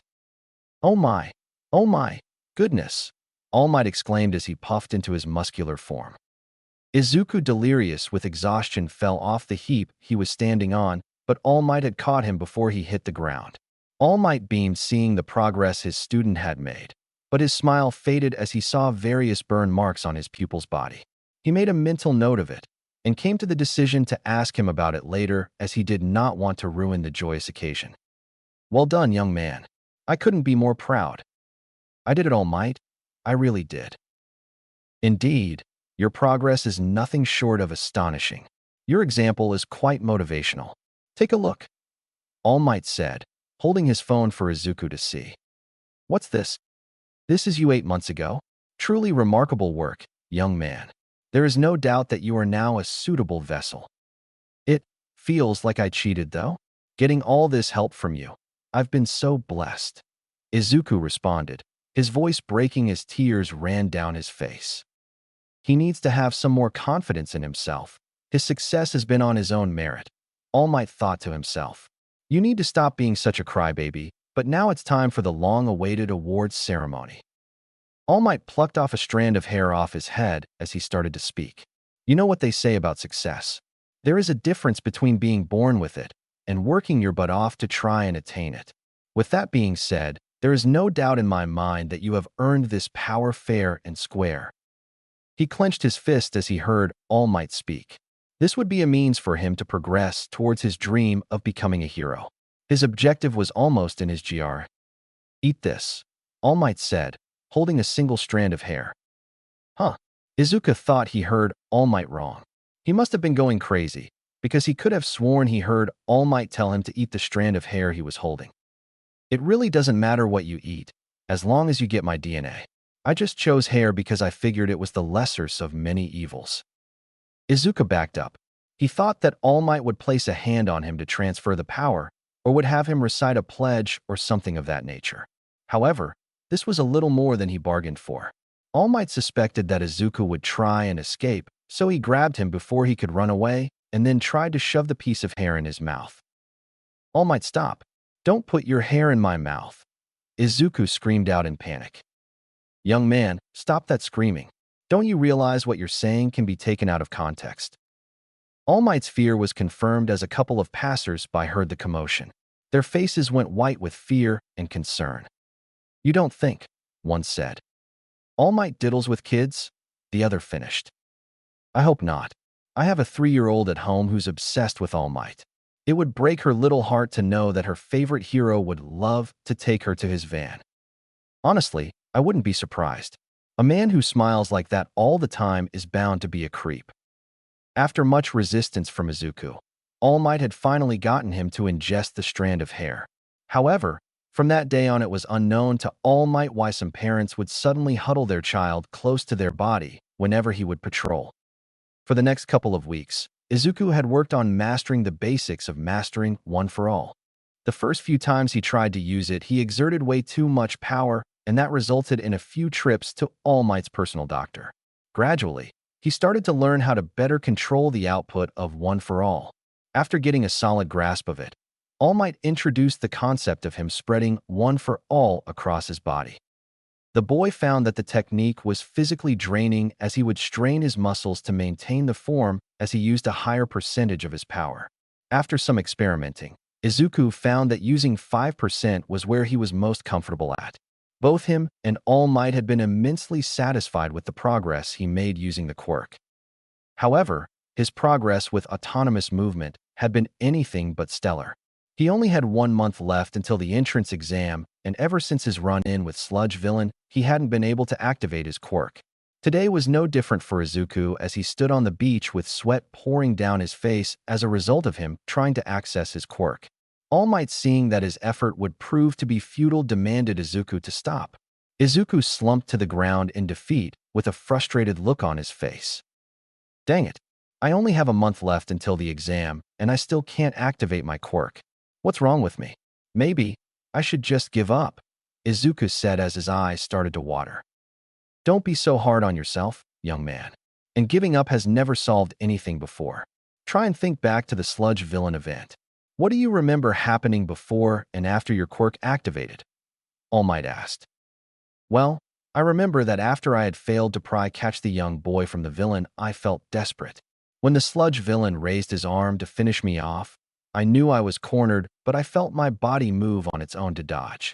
I had been aware of what happened, but my body had reacted so quick I didn't get a chance to process what happened. Before I knew it, I was attacking the villain. My body was already attacking the weak points the villain had before I even had a chance to analyze what they were. However, after my quirk had deactivated, I felt extremely fatigued.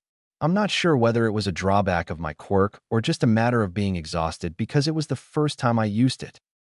All Might carefully analyzed what Izuku had told him. I'm positive that the activation of his quirk is based on emotions. He has to feel cornered in order for him to use it.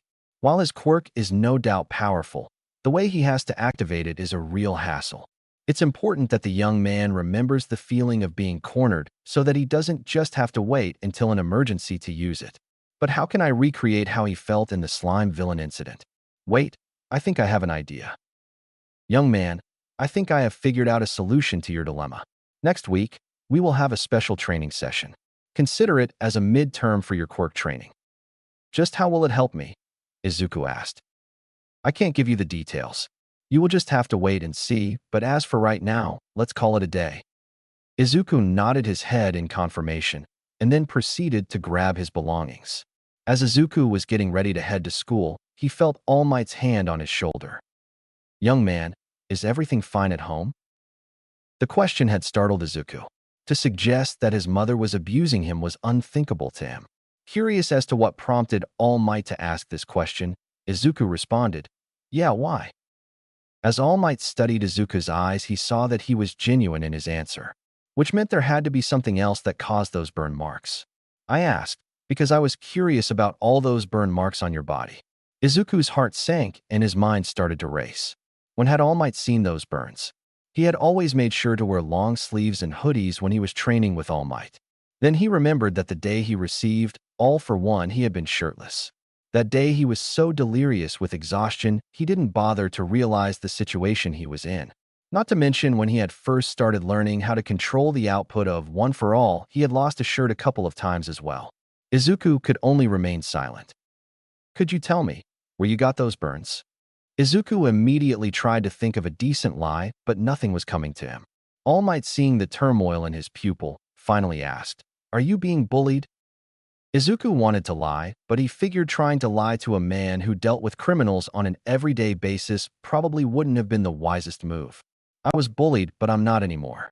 But you can't tell anyone about this? Izuku stammered. Young man, have you told anyone about this? Izuku shook his head. Why haven't you? Do you not realize the extent of your injuries? I promised I wouldn't tell, Izuku said in a quiet voice. Why make a promise like that to someone who did this to you? Did he threaten you into doing so? The smile All Might held had faded, and it was now replaced with a deep frown. No, it's nothing like that. You see, I didn't tell anyone because I saw the potential in him to change. I didn't want everyone to write him off based on the mistakes he made. All Might's frown reverted back into a gentle smile. The reason you gave is something I can respect. The ability to see the best in others is something all heroes need. The fact that you have that ability at such an early age only further convinces me that I made the right choice in choosing you as my successor. Izuku smiled at the fact that All Might had seemingly understood his decision. However, while I respect your decision, I don't agree with it. Understand this. Actions good or bad have consequences. All your decision did was merely hide the individual from the repercussions. Young man, you must understand that whoever did this to you can't outrun them forever, and I fear by not having him face the consequences of his actions earlier, it will only result in more pain. Izuku looked down at his feet. He never thought of the possible problems that could have arisen protecting Katsuki from expulsion. I will respect your wish of not telling anyone. However, promise me this. If the individual continues to harass you, you will do what's necessary. I promise, Izuku responded. Good, then I'll see you next week. And young man, if you are hiding this from your family, please just tell them the truth. The truth might pain them, but I assure you they'd be pained even more if they found out that you didn't think they could handle it. Izuku took a deep breath. He felt nervous, but he knew that All Might was right. He had lied to his mother for too long, and she deserved to know the truth. He steeled his nerves and thought about what we would say to his mom as he walked to school. For Izuku's school that day had been typical. He sat in class and was absorbed in the lecture his teacher was providing. His eyes momentarily shifted over to where Katsuki sat. Ever since the sludge villain incident, he had seemed lost. His hot-headedness hadn't faded, but his confidence in himself seemed to pale in comparison to what it used to be. Not to mention, it seemed that Katsuki would go out of his way to avoid him. Izuku figured he must have been humiliated that he was saved by him, but he didn't anticipate that it would affect him this much. Katsuki wasn't the type to let his failures hinder his progress, so to see him so despondent was weird. Izuku had tried to confront him about it, but he would just brush him off. He wasn't rude when he did, but it was obvious to Izuku that he had no interest in talking. Izuku recalled what Katsuki had told him the day of the sludge villain incident. I'll become the #1 hero, and I'll crush you like a bug if you get in my way. The fire that Katsuki had that day was now almost non-existent. What was the reason? Izuku could only wish that he knew the answer. After class had finished, he saw Katsuki gather his things and leave the class promptly, even as some of his peers were trying to talk to him. He couldn't reflect on it too much longer, because there was another pressing matter he needed to attend to. Once Izuku got home and stepped through the door, he heard his mother call out, "How was school today, sweetie?" "Not bad. We just reviewed the concepts I told you about yesterday." "That's good to hear. I don't want to hold you up from you getting started on your homework, so I won't bodash." "Mom, there's something I need to tell you." Inko looked worriedly at her son. His tone was serious, and a look of nervousness had adorned his face. "Remember how you asked me if I was being bullied by Kachan?" She nodded in confirmation. She remembered the call she had received 9 months ago from her son's principal. The principal had told her that he suspected her son was being bullied, but Izuku had assured her that wasn't the case. She started to fear where this conversation was heading. "WLI, lied to you?" Inko felt her heart break. She had done her best to act as confidant for Izuku, so to hear that he lied to her made her feel inadequate. Only one question bounced around in her mind. "Why?" It was because I didn't want to make you worried. Why you already have so much on your plate. I just didn't want to add to it." Izuku responded as his voice started to break upon seeing his mother's face. "I am your mother. It's my obligation to worry about those things, Izuku." I. Inko couldn't finish her sentence as she started to cry.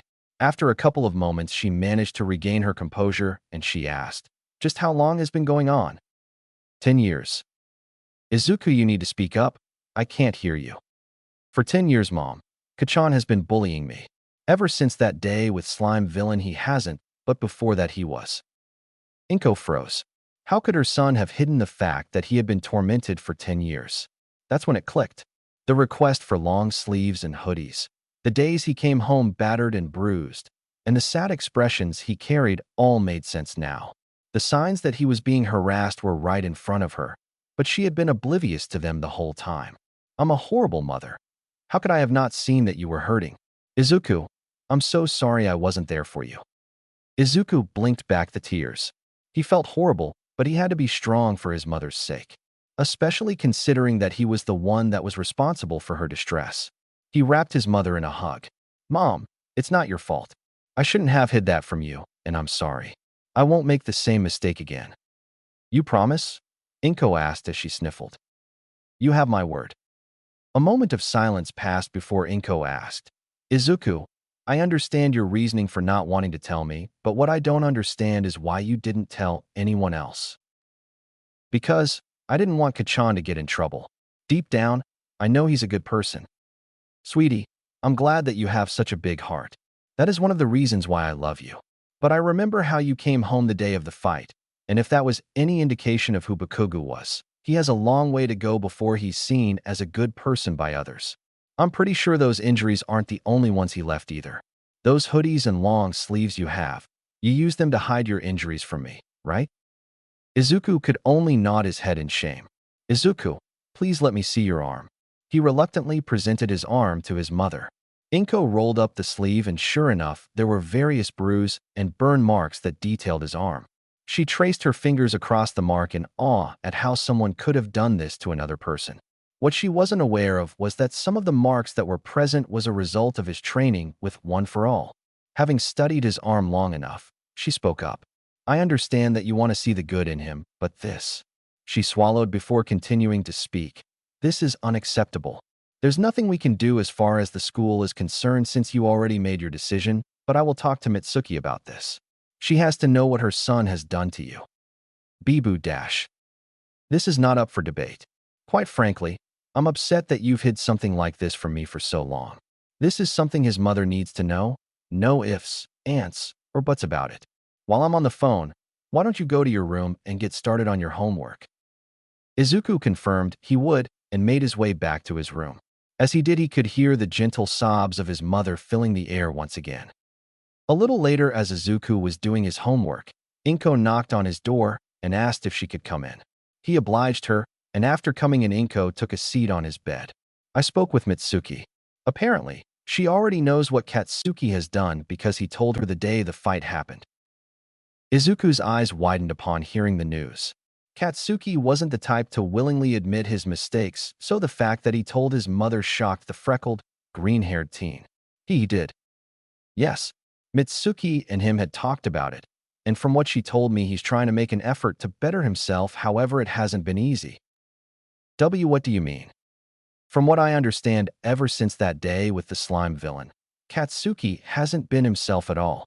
According to Mitsuki, the confidence and ambition he once had are now a shadow of what they once were. You may have noticed it as well. From how she explained it, in many ways he has regressed. Sweetie, I just want you to understand that Katsuki has changed for better or for worse. I'm not sure.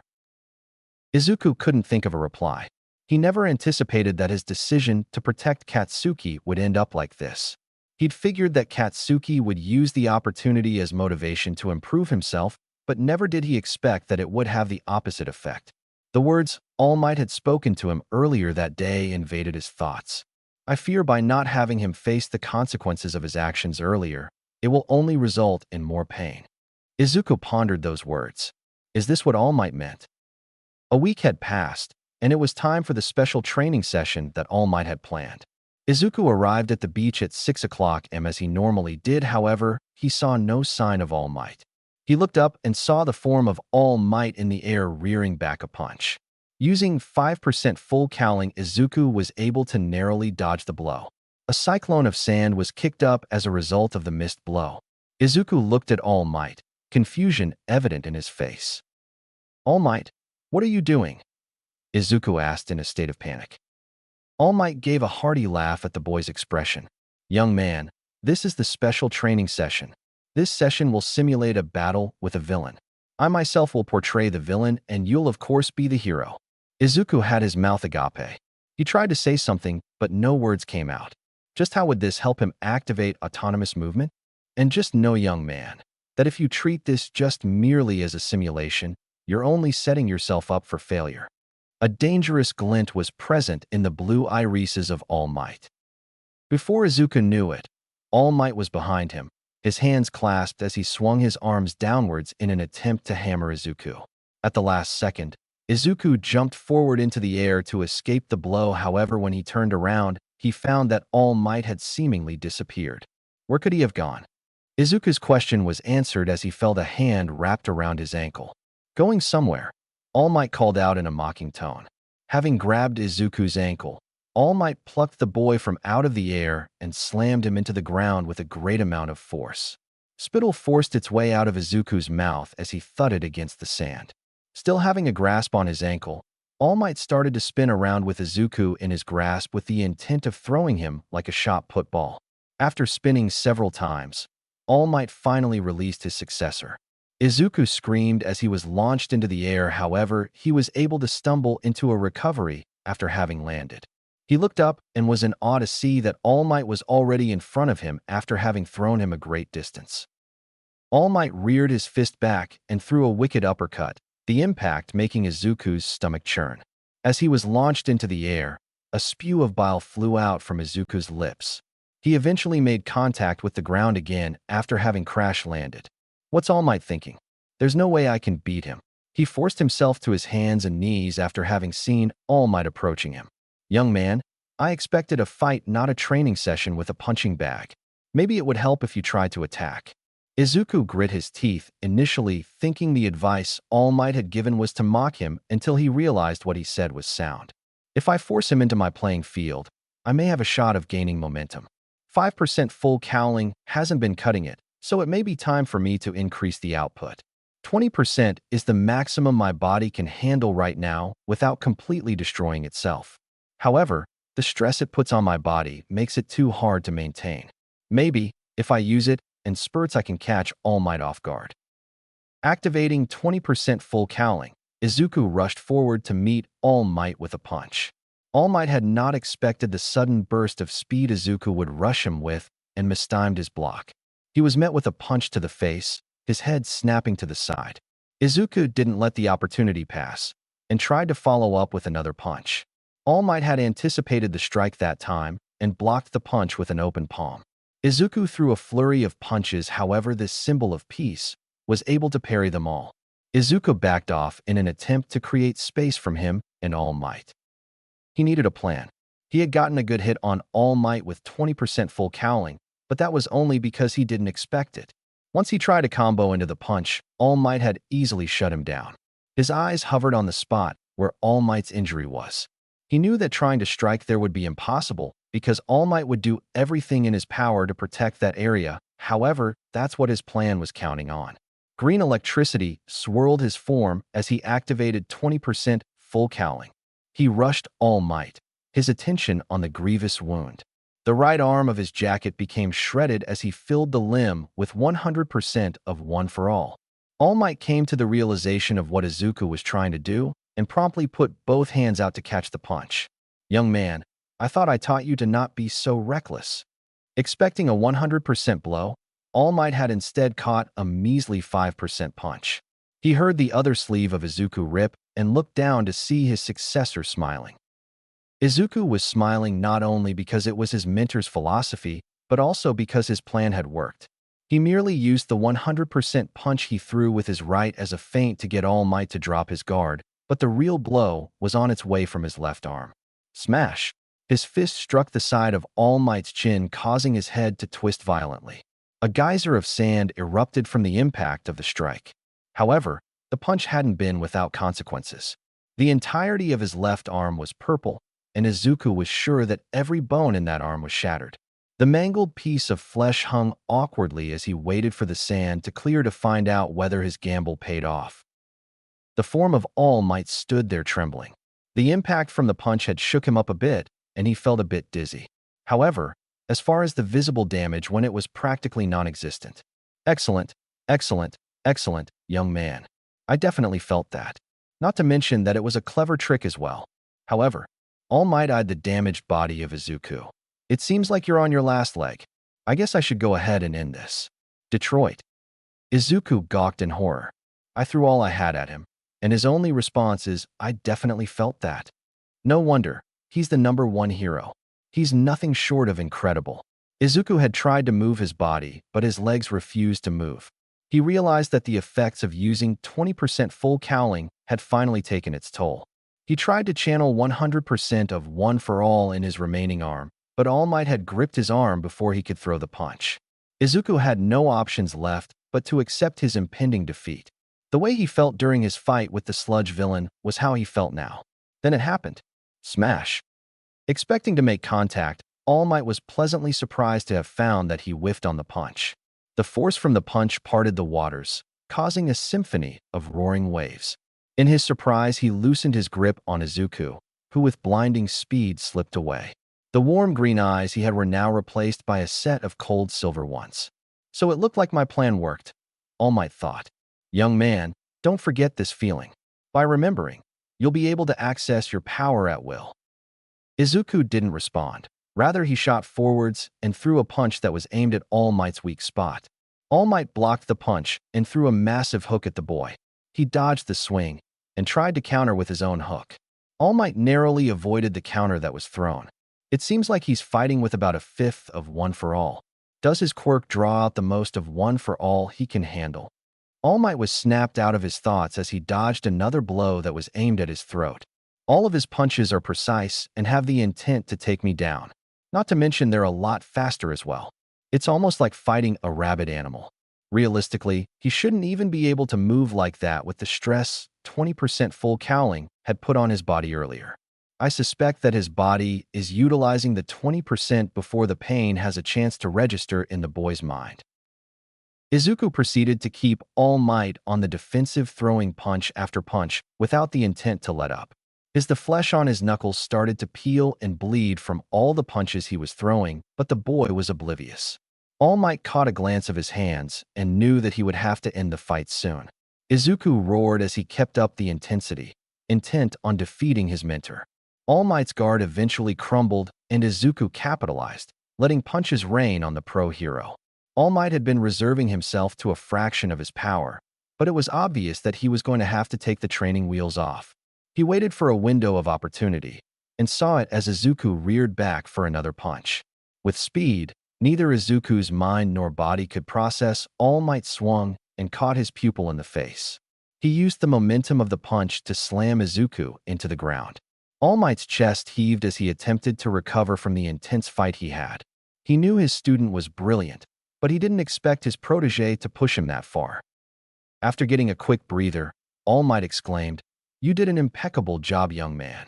Not only did you figure out how to awaken your quirk, you also figured out some practical applications of One for All. I'd say you passed with flying colors. I think today was more than a success, yes?" A groan was the only response Izuku could muster. "Well, young man, today is the day. How do you feel?" All Might asked his pupil. Today, Izuku would be taking the entrance exam to get into UA. All Might beamed at his student, his heart filled with pride. He had seen the green-haired teen grow into a fine vessel for One for All and had no doubts that he would pass. "Not gonna lie, I'm pretty nervous. I'm just worried that I'll freeze up and all the training we went through will be for nothing," Izuku admitted. All Might pulled Izuku into a hug and said, "Young man, you need to have more confidence in yourself. Not only do I have faith in your abilities, I have faith in you. You just have to have some as well. You have made me extremely proud, young man, and I don't think I could have asked for a better successor." The iconic Midoriya tears made their entrance, and All Might could only chuckle as his student blubbered. "You really need to stop being such a crybaby. All that crying is going to make you late to the entrance exam." Izuku checked the time on his phone and realized that his teacher was right. He rubbed away the tears, gave a bow, and thanked All Might before running off. All Might's gaze never left the boy even after he left his field of vision. "Go and make your dream a reality, kid." "Yes, I made it just in time." Izuku now stood in front of the prestigious school that was UA examinees of all types of different backgrounds made their way into the school with the same intention that he had, to become a hero. He couldn't help but stare in awe at the magnitude of the building. He had seen pictures of it, and it seemed big then, but standing directly in front of the building made it seem larger than life. He kept on staring until he noticed a boy with sandy blonde hair walking past him. Realizing the boy to be Katsuki, Izuku called out, "Good morning, Kachan. Let's both do our best." Katsuki stopped briefly and looked at him, and without a word kept walking. Izuku gave a glum sigh. Ever since he heard the news that Katsuki was going through a rough period, he had tried on multiple occasions to approach the red-eyed teen, but he would either be waved off or Katsuki would simply avoid him altogether. Izuku still suspected that Katsuki was simply ashamed that he had been saved by him. However, as he thought about it, he remembered the look Katsuki had on his face after he told him how the bullying had affected him. Could it be guilt? Izuku wondered. He shook his head, pushing the thought of Katsuki out entirely. I can't focus on that now. Once I pass the exam, then I can contemplate on how to help Kachan. Right now, I have to take my first step towards becoming a hero. His eyes shining with determination, Izuku took a step towards the gate. However, being the klutz he was, Izuku ended up tripping on his feet. Or I'll just die. The impact never came as he was miraculously being suspended in the air. Are you okay? Izuku looked around to find the source of the voice and found that the question came from a girl that was about his age. She had a bob cut that came down to her shoulders and chestnut-colored hair. Her cheeks had a rosy pink tinge to them, and her eyes were big and had a similar shade of brown as her hair did. She carried a warm smile that could melt the coldest of demeanors. Izuku's heart thudded twofold due to the presence of the girl. He never had experience talking to a girl, much less a pretty one. He felt himself return to the ground as the girl continued to speak to him. It's my quirk. Sorry for stopping you, but it's bad luck to trip and fall. Ugh, this sure is nerve-wracking, isn't it? Izuku could only stammer a reply. Well, hopefully both of us do well. See you around. As the girl walked off, Izuku couldn't fight off the derpy smile that had crawled onto his face. Holy smokes, I talked to a girl. He hadn't actually, but the interaction itself was enough for him to call it a victory. Following the written portion of the exam, all the examinees gathered into the auditorium to be given instruction regarding the practical portion of the test. Welcome to today's live performance. Everybody say hey. A man with a crescent-shaped style of blonde hair waited for the crowd of examinees to oblige his request. He instead was met with silence. Tough crowd. Well, let's get straight into it. I'm here to present the guidelines of your practical. Are you ready? The complete absence of sound was the only answer he received. As the proctor continued to explain the guidelines of the exam, Izuku was fanboying hard. It's the voice hero, Present Mike. I used to listen to his radio show all the time. I guess all the teachers here are pro heroes. It makes me wonder which ones exactly teach here. It wouldn't make sense for. Izuku continued to mutter relentlessly until the voice of a blue-haired teen who wore glasses snapped him out of his train of thought. May I ask a question? From what you explained, there are only 3 faux villains that we encounter. However, the handout we received earlier shows there to be 4. Is there any reason for the contradiction? I wouldn't expect a school as prestigious as you to allow such a blatant error. And you with the fluffy, green hair. You've been muttering all this time. If you think this is a joke, I advise you to leave. Izuku slumped in his chair, clearly embarrassed. Sorry, he muttered. Present Mike then replied to the blue-haired examinee. Good catch, examinee, 711. But the 4th variety of the faux villain gets you no points. He's more of an obstacle. I see. I apologize for the interruption. It's no problem, my young listener. That's going to be all from me. I'll leave my listeners with our school motto, plus ultra. Eventually, the examinees made their way to the training ground. It was almost as large as an actual city, and Izuku couldn't help but wonder how the school had the resources to build something so extravagant. He looked around and saw the girl from earlier that had saved him from cracking his head open. I have to thank her. After this is over. Izuku then felt a hand on his shoulder and recognized that it was the boy from earlier who called him out on his muttering. If earlier was any indication of your behavior, I think it might be best for you to leave. I don't want you to act as hindrance to those who are actually striving to become heroes. Izuku blinked in surprise, but in all honesty, he could understand why the boy carried that idea of him. Apparently, he wasn't the only one, as Izuku could hear the murmurs of others suggesting that he shouldn't be there. He did his best to tune them out and remembered what All Might had said to him that morning. I have faith in you. You just have to have some as well. Izuku steeled his nerves in preparation for the start of the practical. And begin. No one moved. What are you all waiting for? A signal. The test has already started. Run. Run.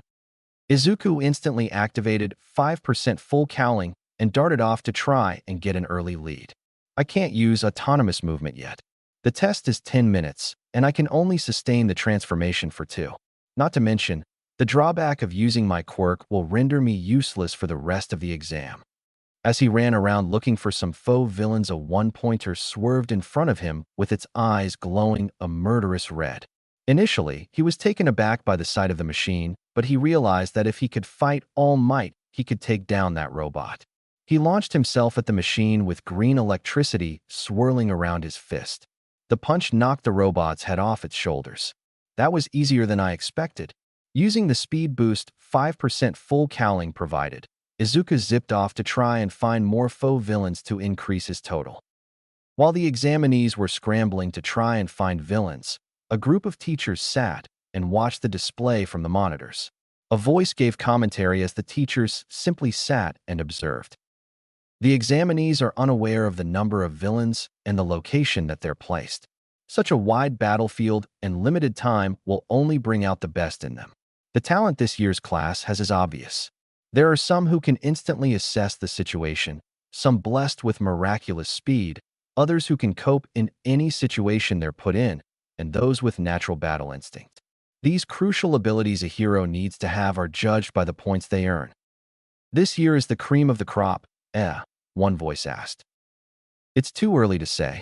We might get a better indication depending on how they respond to this, another said as he pressed a button. Izuku was at 30 points once he felt the ground start to rumble. The examinees looked around to see what was the cause of the rumbling until they saw the zero-pointer. They could hear the gears roar as the machine gradually approached. Many of the students started running away from the robot, Izuku being included. He only had 30 points, and he couldn't afford to become occupied with the zero-pointer. He was about to leave the area until the sound of a familiar voice made him halt. Ow! Izuku turned around and found that it was the brunette from earlier. She was stuck under a slab on concrete, and thus unable to move. The zero-pointer was rapidly approaching the fallen girl. She's going to get crushed? I guess now's a good time as any to use autonomous movement. He thought frantically. He closed his eyes and focused. He remembered the desperation of feeling cornered and the helplessness. He reached out to grasp his power out of need, and his need was met. Opening his eyes, azure irises had replaced the green ones he had. The zero-pointer swiped at a building, causing a deluge of debris to fall. Without thinking, Izuku jumped from piece to piece of the falling debris to make it to the top of the building. The hand of the zero-pointer was still in close proximity to the building, so Izuku jumped onto it and started running up its arm. The zero-pointer noticed the boy and swiped at its arm, but Izuku had jumped from it onto its torso to avoid being crushed. The excessive force from the swing made the zero-pointer take off its own arm in the process. Izuku had climbed from its torso to the top of its head. He focused, and with a roar slammed his fist into the top of the zero-pointer's head. Lines started to appear on the zero-pointer's head as the metal started to crack. He jumped onto a rooftop that was close by before the head of the zero-pointer exploded. The hulking body of the machine became unbalanced, and as a result started to topple backwards. As the remains of its head fell to the earth, Izuku leapt from the rooftop. Once he landed, he saw the girl and immediately scooped her up despite her protest. This isn't necessary, she told Izuku. However, it seemed like the boy was on autopilot and had completely disregarded what she said. As he carried her, she couldn't stop her face from heating up. His eyes had such an intense look to them, and she couldn't help but admire how he'd been so brave in his efforts to save her. As he held her to his chest, she could feel his muscles. She had no idea that underneath his training jacket he had a rather nice physique. The girl let herself remain in his arms until he suddenly stopped. She looked up at him again, and he was staring back at her. The silver eyes she saw were gone, and now back to the green ones she originally saw. Not only that, the confidence they once radiated were now filled with alarm. Izuku tried to process the situation, but he couldn't wrap his mind around the fact that the girl he saw earlier was now in his arms. Fatigue had suddenly hit him, and to his horror, he proceeded to drop the girl. She groaned in pain, and Izuku apologized profusely to her. As he spewed a stream of "I'm sorry" and "forgive me," a three-pointer whirled in front of him with murderous intent in its lenses. He tried to activate 5% full cowling, but his body was too tired. Gears hissed and whirled within the mechanical foe, indicating that it was getting ready to attack. The three-pointer charged towards Izuku, however, it never made an impact. The mechanical foe started to float higher and higher in the air, and Izuku immediately recognized it was the doing of the brunette. "Release," she mumbled weakly. The law of gravity eventually made the machine crash back into the ground, nuts and bolts flying everywhere as it made impact. Izuku looked over to the girl and immediately tried to thank her for the save. "That was incredible. Thanks for SA-. Bleg," was the girl's response. Izuku looked away from the brunette as she was emptying out the contents of her stomach. The voice of Present Mike then rang out. "Time is up." Izuku couldn't help but feel a bit disappointed. Before his encounter with the zero-pointer, he only had accumulated 30 points. While that amount was necessarily bad, he knew he could have done a lot better. With the amount he had, he was unsure whether or not he would be able to scrape by. While Izuku couldn't shake off the feeling of disappointment, the blue-haired teen from earlier couldn't shake off his feeling of awe. The green-haired teen, without hesitation, rushed in to save the girl, even at the expense of his chance to acquire more villain points. If this wasn't an exam, surely I would have done the same thing. Then it clicked for the boy. The boy probably came to the realization of how the exam is set up. Initially, I took him for a babbling fool, but it seems there's more to him than meets the eye. The glasses-wearing teen continued to stare at Izuku as he was helping the girl he had saved receive aid from the school nurse. If that deduction was any indication of the mental prowess the green-haired teen had, the blue-haired teen had high expectations. A week later, Izuku was still awaiting the results of his exam. The anticipation had been eating him. He could barely sleep, and he found that he had to constantly exercise just to get his mind off of it. He deduced that he barely passed the written portion of the exam, but as far as the practical, he was a bit iffy. 30 points would definitely be cutting it close. The talent the examinees possessed had been staggering, so he just couldn't rely on them not doing good. "The letter should be here today or tomorrow, right, Izuku?" his mother asked. "MHM. Honey, have some confidence. I've seen how hard you've trained for the exam. You will get in, okay?" "MHM. Inko sighed. Despite not wanting for Izuku to take this route, she decided to prioritize his happiness over her own. She just wanted for her son to be safe. However, if being a hero was what made him happy, she would support him wholeheartedly. Seeing him so nervous honestly made her nervous as well. "Izuku dear, I'm going to step outside briefly to check for mail." As she looked around, she saw an envelope with a golden seal on it. On it, the initials U.A was imprinted. Realizing what it was, she grabbed it frantically and rushed inside. "Izuku, the letter. It's here." Izuku promptly took the letter to his room and shut the door. He was anxious to see what the results were, so instead of tearing off the seal, he pulled the envelope open. A small disc tumbled on his desk before whirring to life. "I am here as a projection." Izuku jumped in his chair. "All Might, I've thought this was from you today. Always has been. The reason why you're seeing me right now is because I became a teacher at UA." "All Might at U.A?" Izuku asked himself. "Let's cut to the chase. You passed the written exam with flying colors. Job well done, young man. However, regarding the practical, you would have placed fairly low." "I knew it. I'm such a file-a-dash. Wait, what does he mean would have?" "If villain points were the only focus.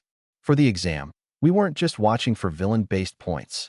When you sacrificed your opportunity to acquire more points to save that girl, you added to your total through rescue points. The girl as well was able to earn some when she saved you from that three-pointer. You earned the grand total of 60 rescue points, while she earned 45. That combined with your 30 villain points put you in the top 10 entrance exam scores in the school's history. You should be proud of yourself. Izuku was trying to fight the waterworks as he was about to be told the words he desired to hear since the age of 4. 10 months ago, something like this would have seemed impossible, but now his dream seemed to be coming into fruition. Young Midoriya, welcome to your hero academia. A group of individuals sat in a dark room, light only being provided from the monitor. On the monitor, 10 names and 10 scores were displayed. They sat and deliberated upon the results that were currently being shown. The scores for the practical are out. The examinee Izuku Midoriya secured first place with 30 villain points and 60 rescue points, bringing him to a total of 90 points. The kid is definitely incredible. His score puts him in the top 10 regarding all-time scores, doesn't it? If I'm not mistaken, he would be number 8, above Endeavor and below Best Genist. A feminine voice commented. It's highly plausible that if he decided to avoid the 0-pointer, he could have had a higher total. He was taking the other 3 variants of the faux villains out with ease. Also, may I comment on how he went about dispatching the 0-pointer? Many students in the past have tried and failed, but he managed to do it in one blow and did it out without a scratch on him. The way he was moving as well, the agility was mind-boggling. Honestly, I think it's obvious that he's hero material. I can see you really like the kid, and I agree. But another participant that caught my eye was the examinee Katsuki Bakugo. You mean the examinee that came in 10th place? The results indicate that he got a total of 56 points. 26 of those were villain points, and the other 30 came from him destroying some debris before it fell on one of the examinees. While those numbers are no doubt impressive, what in particular do you find makes him stand out amongst his contemporaries? What I find special about him is the fact that he was able to achieve that score and he wasn't really trying, the feminine voice said. Could you elaborate? If you noticed at the end of the exam, he barely seemed winded. It didn't even look like he broke a sweat. Even the examinee, who claimed first, was extremely fatigued at the end. If this student managed to clinch a top 10 spot, exerting a fraction of his effort, just think about how much latent potential he has. While that may be true, shouldn't this be a motivator for us to reject him? If he gave half his effort to get into the school, what makes you think he'll exert more once he's in? We don't have the full details of why he didn't give it his all. For all we know, he could have been fatigued, or maybe it was a mental block. All I'm trying to emphasize is that the potential is there, and that we should capitalize on the time he'll spend here to make him into a fine hero. A man with long black hair, tired eyes, and unkempt scruff leaned back against the wall as he listened to his associates discuss the results of the practical portion of the exam. His eyes scanned the screen, an image of a green-haired, freckled boy currently occupying it. Not many things piqued the man's curiosity, however, this kid, simply put, was an anomaly. To possess a quirk that not only enhanced reflexes by a substantial amount, but also enhanced strength and speed as well was almost unheard of. Just what is that kid's quirk? The night after Izuku had received the results, he met All Might on the beach. A cool breeze blew as the melody of the crashing waves filled the air. Celestial bodies illuminated the endless void of darkness that hung above Izuku. A couple of meters away stood All Might in his weakened form. All Might, Izuku called out. A couple of people that were on the beach started frantically looking around, hearing that All Might was apparently there. For the love of, first with the hair, now this. Is this kid trying to make my life difficult? All Might thought. Who's that? All Might called out. He then turned to Izuku and frantically told him, repeat after me. Just my eyes playing tricks on me. Just my eyes playing tricks on me, Izuku repeated. After the commotion started to die down, All Might resumed talking to Midoriya. You have to be way more careful. You almost blew my cover. When in public, call me Mr. Yagi, understand? Understood, Izuku replied. Besides that, congratulations on passing. Also, I thought you would want to know that I held no influence on your admittance into UA, All Might said as he offered his pupil a high five. I appreciate it. I was shocked to hear that you became a teacher at U.A. Figures why we're meeting here, even though your office is located in Tokyo's Minato Ward, Roppongi Dash. Getting creepy, All Might interjected. Izuku blushed in embarrassment at the realization as All Might continued to speak. I couldn't let anyone know until the school made it public knowledge.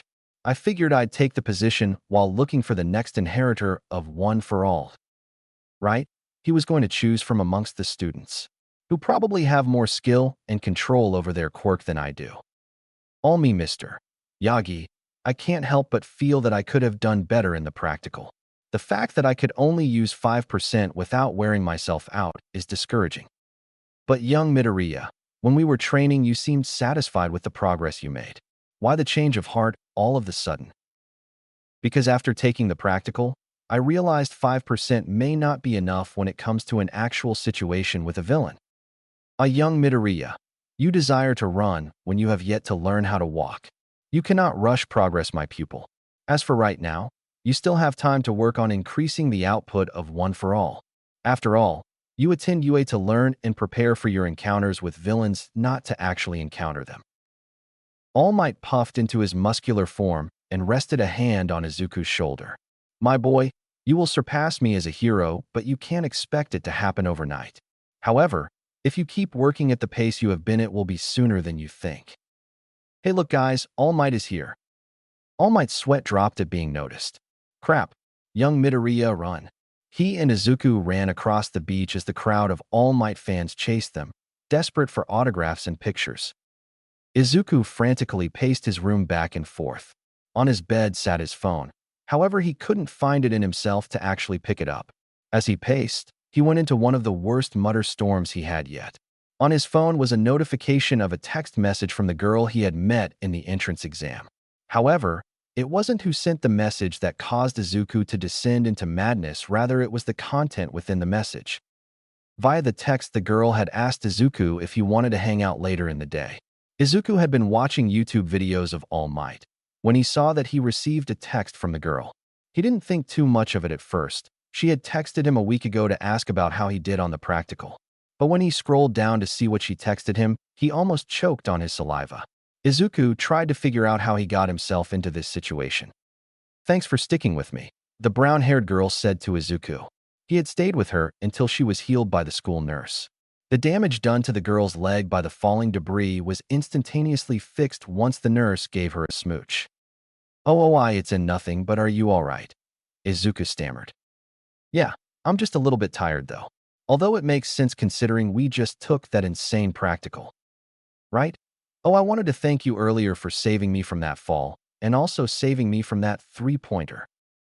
I should be thanking you. The way you took out that giant robot was hardcore. That punch was awesome. Izuku blushed furiously at the compliment the girl gave him. And then when your eyes turned all glowy, and when you got that serious look, you looked super cool. That's a part of your quirk, right? With his face being the same shade as a tomato, Izuku shook his head up and down vigorously. I knew it. What exactly does your quirk do? The way you were able to dodge the debris made me think you had some sort of reflex enhancement quirk, but then when you blew up the zero-pointer in one hit, it made me think that you had a strength enhancement quirk of some kind. Is it either one of those? Izuku's blush disappeared as he realized the situation he was in. The strength enhancement was a result of One for All, and Izuku knew that he couldn't tell her that. So he just decided to tell her about his other quirk, autonomous movement. My quirk is kind of a mixture of both. My quirk, autonomous movement, allows me to separate my mind from my body. That way I don't have to think about my actions.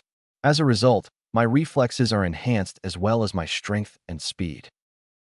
At the explanation of his quirk, the girl couldn't help the wave of spit that escaped her lips. Her chest heaved as she guffawed, and Izuku immediately adopted a look of concern at the display. What's so funny? He asked. It's nothing, except that the name you came up with for your quirk is so vanilla. Noticing the hurt expression on Izuku's face, the girl apologized. I'm sorry, but the name is kind of bland, don't you think? Based on what I saw, I think a name more like Ultra Instinct would be fitting. Izuku thought about it.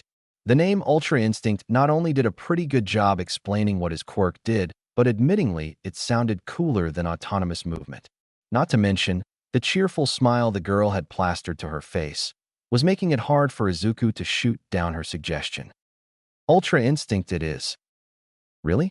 Glad you like my suggestion. After a period of silence, Izuku asked, So, what is your quirk? My quirk is zero gravity. With it, I can zero out the gravity of any object up to the weight limit of 3 tons. I think you already have an idea of what happens when I overexert myself. Can't say I forgot, Izuku said as he recalled her blowing rainbow-colored chunks. Speaking of forgetting, I don't want to forget you. Just in case only one of us passes, or in the worst case neither of us do, I want a way for us to keep in touch. I know we don't have our phones on us, so I'm counting on you to remember my number, okay? It's Dash. Izuku could hardly compute what was going on. That day, he not only talked to a girl for the first time, he had gotten a girl's number as well. Izuku listened intently as the girl verbalized the digits of her phone number. You got it, she asked. With a tinge of red staining his cheeks, he gave a nod. Good. Well, hopefully I see you around. Bye. And with that, she turned around and ran off.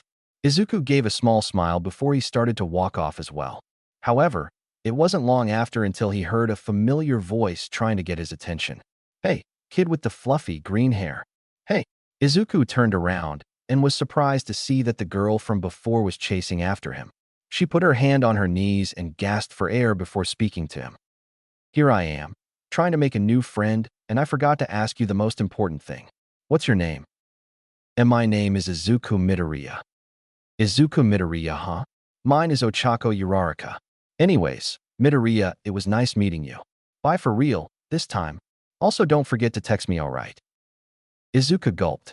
He had managed to survive the practical portion of the exam, however the real challenge started once he got home. Right, that's how. Izuku thought. It had been 10 minutes since he saw the text, and he still had yet to respond. The problem wasn't that he didn't want to hang out. Rather, he was afraid that if he did, she would find him weird while doing so. The last time he hung out with a friend was when he was 4 years old, so the idea of actually hanging out with someone mortified him, and the fact that it was a girl only further terrified him. You have fought All Might and have fought killer robots. If you can do that, you can tell a girl that you want to hang out with her. After taking 5 minutes to psyche himself up, he finally picked up his phone and finally responded. Izuku. Yes, I would like to hang out later today. 30 seconds later, his phone dinged indicating that he received a message. Ochako. Awesome, does 2 sound good? Izuku. 2 o'clock would be fine. Ochako. Alright, do you want to meet at my apartment, then we head out? Izuku nearly dropped his phone reading the last message she sent him. Izuku. I'm fine with that. Ochako. Awesome, sounds like a plan. I'll send you the directions. See you in 2 hours. Izuku had 2 hours to mentally prepare himself for his day with Ochako. Needing to freshen up, Izuku went to the bathroom and hopped in the shower. As he let the warm water hit his face, he couldn't help but think about the rest of his day. He wasn't this nervous taking the UA entrance exam. However, Izuku decided to try and think rationally about the situation. What's the worst that can happen? His mind drifted over to the All Might shrine he had in his room and thought of the scenario of her going into his room and seeing it. Okay, that's pretty bad. Once he finished showering, he picked out some clothes for him to wear. Most of his outfits were hero-related, so he eventually had to decide on a navy blue hoodie with kanji, which translated into hoodie. Additionally, he chose to wear a pair of light blue jeans, and he decided to finish the look with the red sneakers he always wore. He ran his fingers through his green hair in an attempt to comb the messy abundance of it. Once finished, he grabbed his wallet and keys and made his way towards the door. Before he could leave, the voice of his mother grabbed his attention. Izuku, where are you going? I'm going to hang out with a friend, Mom. Sorry I didn't let you know in advance earlier. It was kind of a last-minute thing, and I dash. Don't worry about it. It's fine, sweetie. Just remember not to stay out past your curfew. Understood, by Mom. Love you. And with that, Izuku rushed out the door. Inko smiled softly to herself. It had been a while since she had seen her boy hang out with a friend, so to see him do so was refreshing. I'm glad to see you so happy. Enjoy yourself, Izuku. Following the directions Ochako had given him, Izuku eventually made his way to her apartment. Surprisingly, she didn't live that far from him, only being 20 minutes walking distance. After getting into the building and finding her unit, he gave a deep sigh before knocking. Coming, he heard a voice say. After a couple more seconds of waiting, the door finally opened, revealing a smiling Ochako. She was clad in a yellow shirt and jean shorts which gave attention to her shapely legs. She also wore white sneakers and carried a pink backpack. Izuku couldn't help but gawk at the sight that was before him. His eyes trailed to her legs multiple times, but he forced himself to avert his eyes so he wouldn't stare. Last thing I want her to think is that I'm some type of pervert. Ochako scanned the outfit Izuku had on, and her cheeks puffed out as she tried to contain her laughter. Puffed, I thought that you were just vanilla when it came to naming things. Now I know how you dress as well. Is no different. As she continued to laugh, Izuku questioned to himself whether she had an agenda to destroy his self-esteem. After a couple more seconds of giggling, Ochako composed herself and asked him if he was ready to leave. Grumbling that he was, they eventually made their way outside the building. Izuku kept a healthy amount of space between him and Ochako as they walked. It had been 5 minutes, and neither of them had said a word to each other after they had left her apartment building. Wanting to break the silence, Ochako asked Izuku, "What do you think it'll be like at UA? Considering that it's one of the most prestigious hero schools in Japan, I'm guessing that the curriculum will be tough. Nevertheless, I can't wait until April gets here. I'm excited to see what we'll be learning." "So am I," Ochako pitched in. She then asked Izuku another question. "Hey Midoriya, what made you want to become a hero?" Izuku thought about it. He was going to say that All Might had inspired him, which was true. However, he realized that it was deeper than that. He always had an innate desire to help people. From him helping Katsuki out of the river to him standing up for kids that got bullied, there was no question that he had a desire to serve others. What All Might had done was simply show him an avenue of which he could. Ever since I was young, I always wanted to help people. It was watching All Might that gave me the desire to become a pro hero to do so. I know it's kind of a simple reason. Just because it's simple doesn't make it any less sweet, Ochako said as she smiled warmly at him. Izuku felt himself begin to practically melt at the compliment, his face a burning red. Also, am I wrong in assuming that All Might is your favorite hero? How did you know? Guess not. I figured he was when I saw him on both your home and lock screen, and your reason for wanting to become a hero pretty much confirmed it. Izuku's face turned redder than what it was before. So embarrassing, Izuku thought. Hey, no reason to be embarrassed. I have a favorite hero too. Mine is the space hero, 13, although as of recently she's had some competition for that spot. Izuku's eyes lit up at the mention of 13. 13, the rescue hero? She's a favorite of mine as well. Her black hole quirk is so cool. But you mentioned something about her having competition as your favorite? Who's she competing with? Do you know who Great Saiyawoman is? Izuku thought hard about the question. The name sounded vaguely familiar.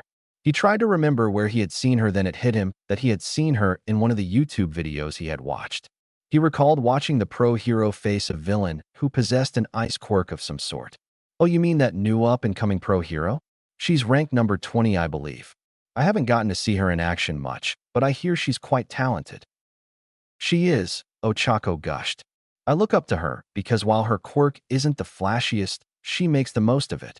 Many people said that she wouldn't even crack the top 50, but she's proven all of them wrong. She kind of reminds me of myself in a way. I don't have the flashiest quirk either, but her example gives me assurance that I too can become a great hero. The enthusiasm she radiated caused Izuku to smile. Wow, from how you describe her, I have no doubts that she's amazing. Speaking of which, why did you decide to become a hero? Izuku saw the enthusiasm Ochako had vanished as soon as he asked the question. The smile she had previously shifted into a frown, and her eyes started to become misty. This was the first time Izuku had seen her like this, and made him feel awful. Wanting to try and restore the prior mood, he said, "Don't worry about it. If you don't feel calm for Dash." "No, I'm fine, sorry. It's just that the reason I became a hero is kind of touchy for me. But you don't seem like the type to judge, so I'll go ahead and tell you. The reason why I became a hero was for the money." She looked over to see if she had been wrong in her assessment of Izuku, and to her relief, she wasn't. He was giving her rapt attention as he waited for her to continue. "My family is currently suffering from financial hardships. My dad, he owns a construction company, however, he's been struggling to find clients. Whenever I would approach him about it, he would tell me not to worry, but at night, I would always hear him and my mom stressing about what they were going to do. To try and alleviate some of the pressure, I decided to become a pro hero. Don't get me wrong, I want to help people as well, but the people I want to help first are my family. Midoriya, does that make me selfish? Izuku gave a gentle smile to try and help ease Ochako's nerves. I don't find your reason to be selfish. Actually, I think it's selfless. And I think that you are talented enough to make your desire to help your family become reality. Ochako felt her face heat up at the kind words the green-haired teen had spoken to her. Realizing what he said, Izuku became flustered as well, his cheeks turning a deep shade of crimson. The two teens continued to walk with each other, their faces beet red, until Izuku spoke up. So, are you hungry? Ochako felt her stomach grumble. I could eat. Well, what are you in the mood for? I could go for some mochi, Ochako replied, resisting the urge to drool at the thought of the tasty treat. Mochi it is. Though, I'm not familiar with this area as you can imagine. I assume you know some good spots around here. I know a couple, but there's one in particular where you can get some really good mochi for a fair price. Well, I'll let you lead the way then. After getting their fill, it was time to pay the bill. Ochako opened up her backpack to try and pay for her portion, but Izuku waved her off. She insisted that he didn't need to pay for the whole thing, but he in response told her that it wasn't a big deal. Reluctantly, she allowed for Izuku to pay for her as well. After leaving the restaurant, Ochako asked Izuku, "Did you have anything else in mind that you wanted to do?" Well, I don't know if you're a big fan of arcades. Truthfully, I've never been to one, but if you think they're fun, I would like to go. Okay, just give me a second to look at some that are close by. But trust me, Uraraka, you're going to love the experience. As he scrolled his phone, Ochako was mentally kicking herself. You just met the guy and you almost said that you would love to go with him somewhere. Nice. Now what if he thinks I'm some type of hussy? Way to go, Ochako. Hey, Uraraka, I think I found a place for us to go to. It's about 15 min. Hey, Uraraka, are you all right? Izuku asked as he noticed her staring off into space. Huh? Oh yeah, I'm fine. I was just thinking. Sorry to worry you. It's no problem. I was just saying that the place is 15 minutes from here. Oh, okay. Well, I guess you can take charge this time. They eventually arrived at the arcade, and Izuku's words had proven true for Ochako. When she entered the building, she was instantly mesmerized by the blinking lights and various sounds coming from the arcade machines. She could hear faint buzzing as the machines spat tickets to reward the efforts of players. The aroma of artificial cheese and greasy pizza filled the air. What do you think? Izuku asked. I haven't even done anything yet, but this place looks awesome. You weren't lying. I'm definitely excited for my first arcade experience. That's good to hear. Let's go ahead and get some tokens. Izuku tried to pay for tokens, however the glare she sent him allowed him to draw the conclusion that she would be fine getting her own. Both having cups brimming with tokens, they walked around the arcade looking for games to play. Ochako eventually stopped at a machine that had the words Metroid on it. After glancing at the demo and finding the concept of the game to be interesting, she entered the required number of tokens and got ready to play. Eventually, she made it to the final boss, which looked like some type of dragon. Izuku watched anxiously as she battled the boss, but unfortunately she died. Oh man, I was so close, Ochako said as she sulked. Think about it like this. For your first time, that was pretty good, Izuku said to try and cheer up his friend. I guess that game over there looks fun. Izuku and Ochako continued to use their tokens for games they found entertaining. They would alternate in choosing, but both seemed to enjoy what the other had chosen. Once they got to the halfway mark in tokens, Izuku made the suggestion that they should try and play games that gave tickets so they could try for a prize. Ochako agreed, and after many games of Wheel of Fortune, Skee Ball, and Monster Drop, they finally made their way to the Cyclone. It had a jackpot of 5,000 and the lights that swirled around the machine almost seemed to mock passers-by. Izuku knew he could get that jackpot if he used his quirk.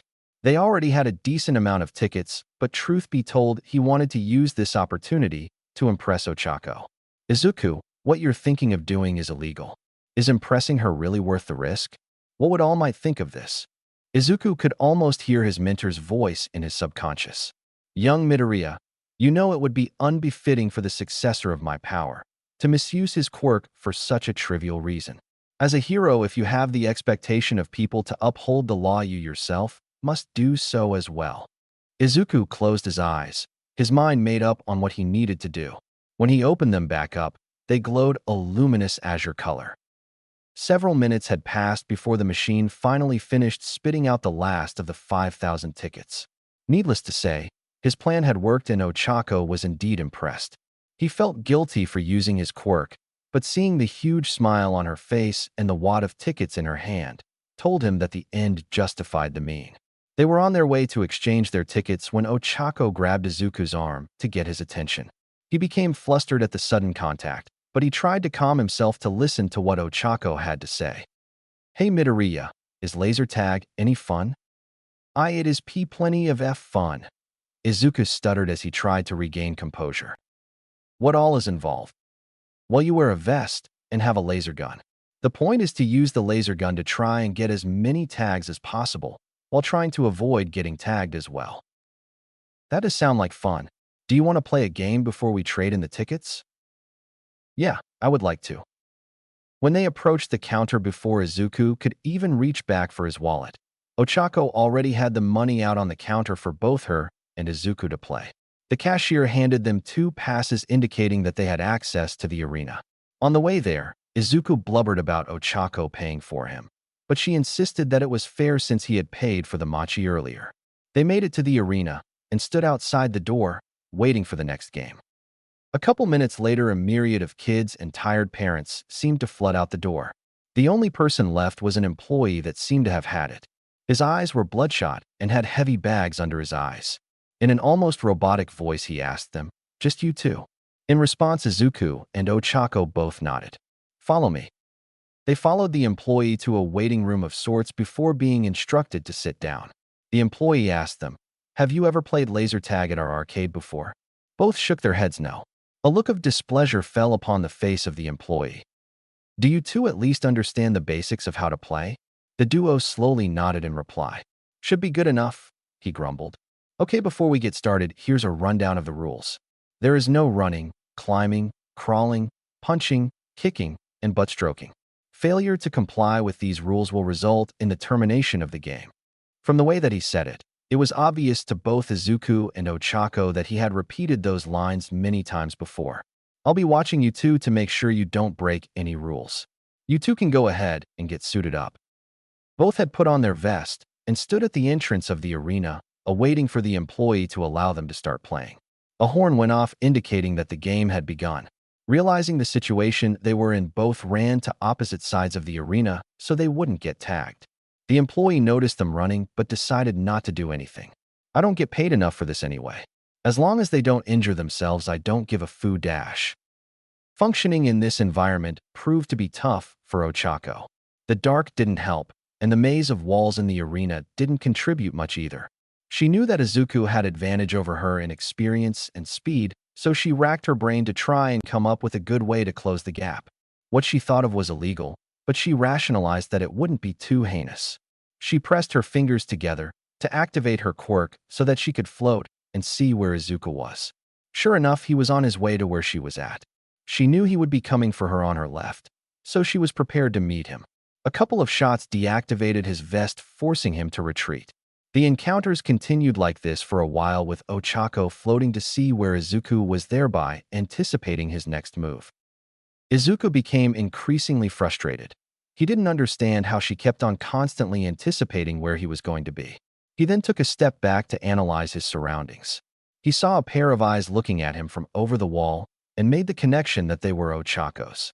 She eked upon being noticed and immediately deactivated her quirk to hide herself. "Dang it, I've given away my position. But if I try to run, then I'm easy pickings. My best option is to try and guess which way he'll come from." She decided to go left, since he had been advancing there most of the game. What she did not expect was for him to leap over the wall to try and get her.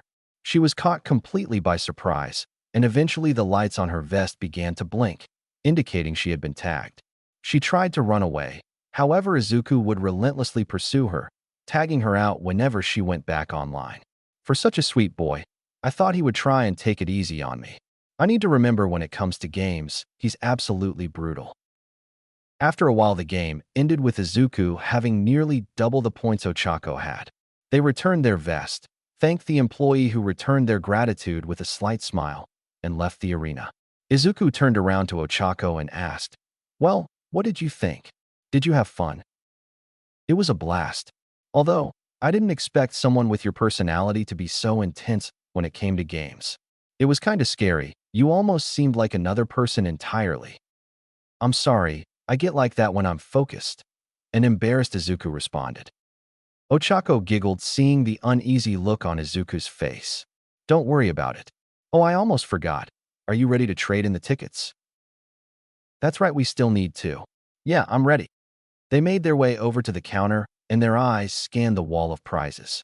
Some prizes caught their eye, such as the All Might Pop figure Izuku saw, or the telescope Ochako glanced at.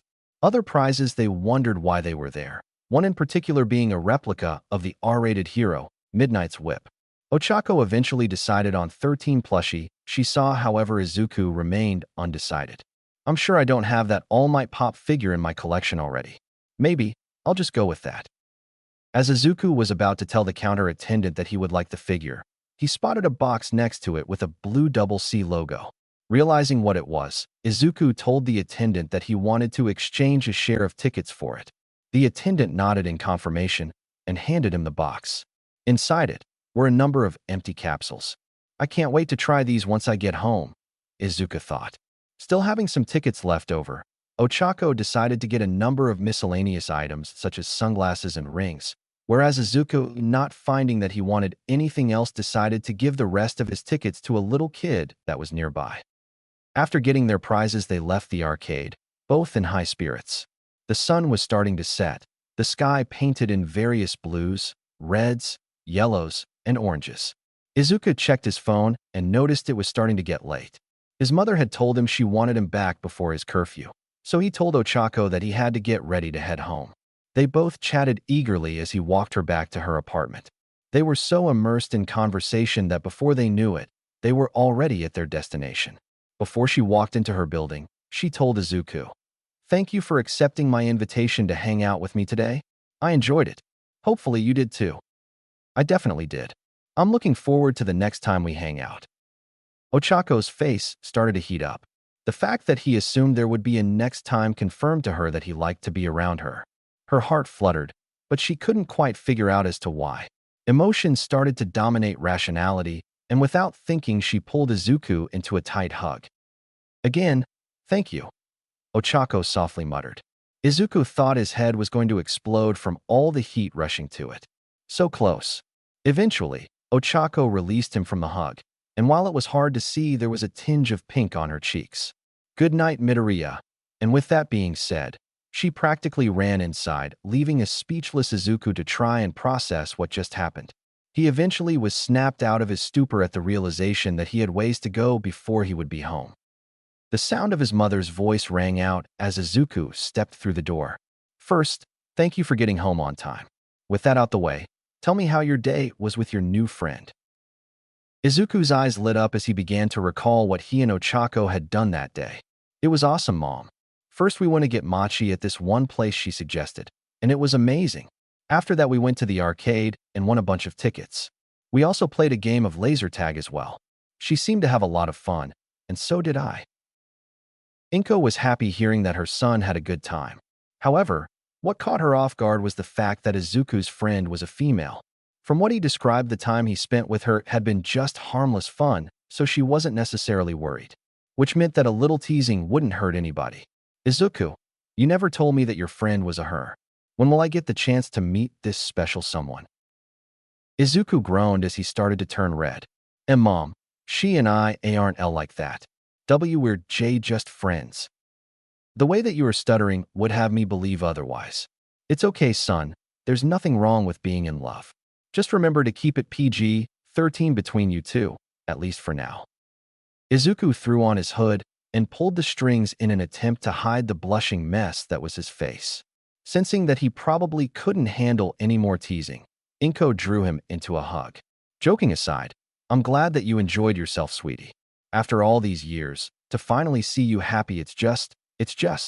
Inko couldn't finish her sentence as a wave of tears started rolling down her face. The day Izuku told her that he had been bullied for the past 10 years, she had been haunted with guilt. Even though her son did his best to assure her that it wasn't her fault, deep down she knew that it was her negligence that contributed to his prolonged misery. She was glad to see that he had a friend, but she knew it shouldn't have taken him this long. Izuku held on to his mother to try and comfort her as she continued to cry, tears mixed with sadness but also relief. As Ochako got ready for bed, her mind started to recall the epic day she spent with Izuku. She smiled softly at the 13 plushie that sat in her bed. Ever since she had moved away from her parents, she had to constantly fight off feelings of loneliness. Practically everything she knew, she had left behind in her pursuit to be a hero. It honestly terrified her because she thought that she would have to walk the daunting path alone. However, today had assured her that wouldn't be the case. Her and Izuku had the same goal of becoming great heroes. She knew that both couldn't afford to distract each other in their pursuit, but they could refine one another. As she thought about the boy, she couldn't help but admit he was rather simple in nature. From how he looked, to how he dressed, even to his reasons for doing certain things were all fairly straightforward and plain. However, his simplicity is what greatly intrigued her. While some people had ulterior motives for doing certain things, any actions committed by the boy were because he thought it was the right thing to do. His reason for becoming a hero reflected that. When he had paid for her meal, it was a reflection of that as well. She also knew, when he opposed his philosophy, it greatly bothered him. While Izuku had tried to be discreet in using his quirk at the arcade, Ochako noticed him activating it. After he did, he looked extremely guilty, obviously bothered by using it in such a fashion. She didn't want her friend to remain downtrodden by his mistake, so she gave him that huge smile to try and boost his spirits. Needless to say, it worked. From the time she spent with Izuku, she learned that although he was vanilla in many ways, he had a big heart and had a moral compass that was constantly being calibrated.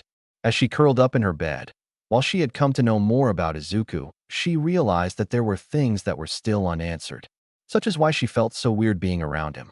She had friends before, but none of them made her feel that Izuku did.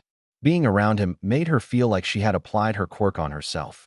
She felt light, and her heart seemed to beat a dozen times faster. Ochako continued to ponder over the possible cause, but drowsiness eventually overtook her, causing her to fall asleep, with the 13 plushie wrapped firmly in her arms. There was 1 week left, until Izuku started his journey at UA High School. He couldn't help but feel a twitter about the whole thing, since it was a new experience. As he sat on his bed, he thought about what his first day would be like, who would be in his class, who his teacher was going to be, and so on and so forth. Deciding that it wasn't healthy for him to be thinking about it so much, he put on his hoodie and sweatpants with the intention of going for a jog. He slipped on his trusty red shoes and exited his room. He saw his mom on the couch half asleep, watching her stories. Izuku cleared his throat to try and get her attention. With her eyes half-lidded, she sat up and turned around to see what her son needed. "Hey mom, would it be alright if I went for a quick jog?" At this hour, Inko asked as she yawned. "Yeah, I'm kind of nervous about school, and I just wanted to go to try and clear my head." As much as she didn't like the idea, she knew that realistically she didn't have much to worry about. Mizudafu was essentially a hero hub, so crime was fairly low. And if he did run into trouble, more than likely there would be a pro-hero there to help him. Then to top it off, her son had a powerful quirk, so if he needed to, he would be able to adequately defend himself. Reluctantly, she said, "Fine, but don't be too long." "I won't. I should be no more than 30 minutes," Izuku replied. "That's fine. I'll be up waiting for you." Izuku nodded and went out the door. Once he hit the street, he broke into a light jog. His green hair bounced with each step he took, and after jogging for a little bit, a sheen of sweat covered his face.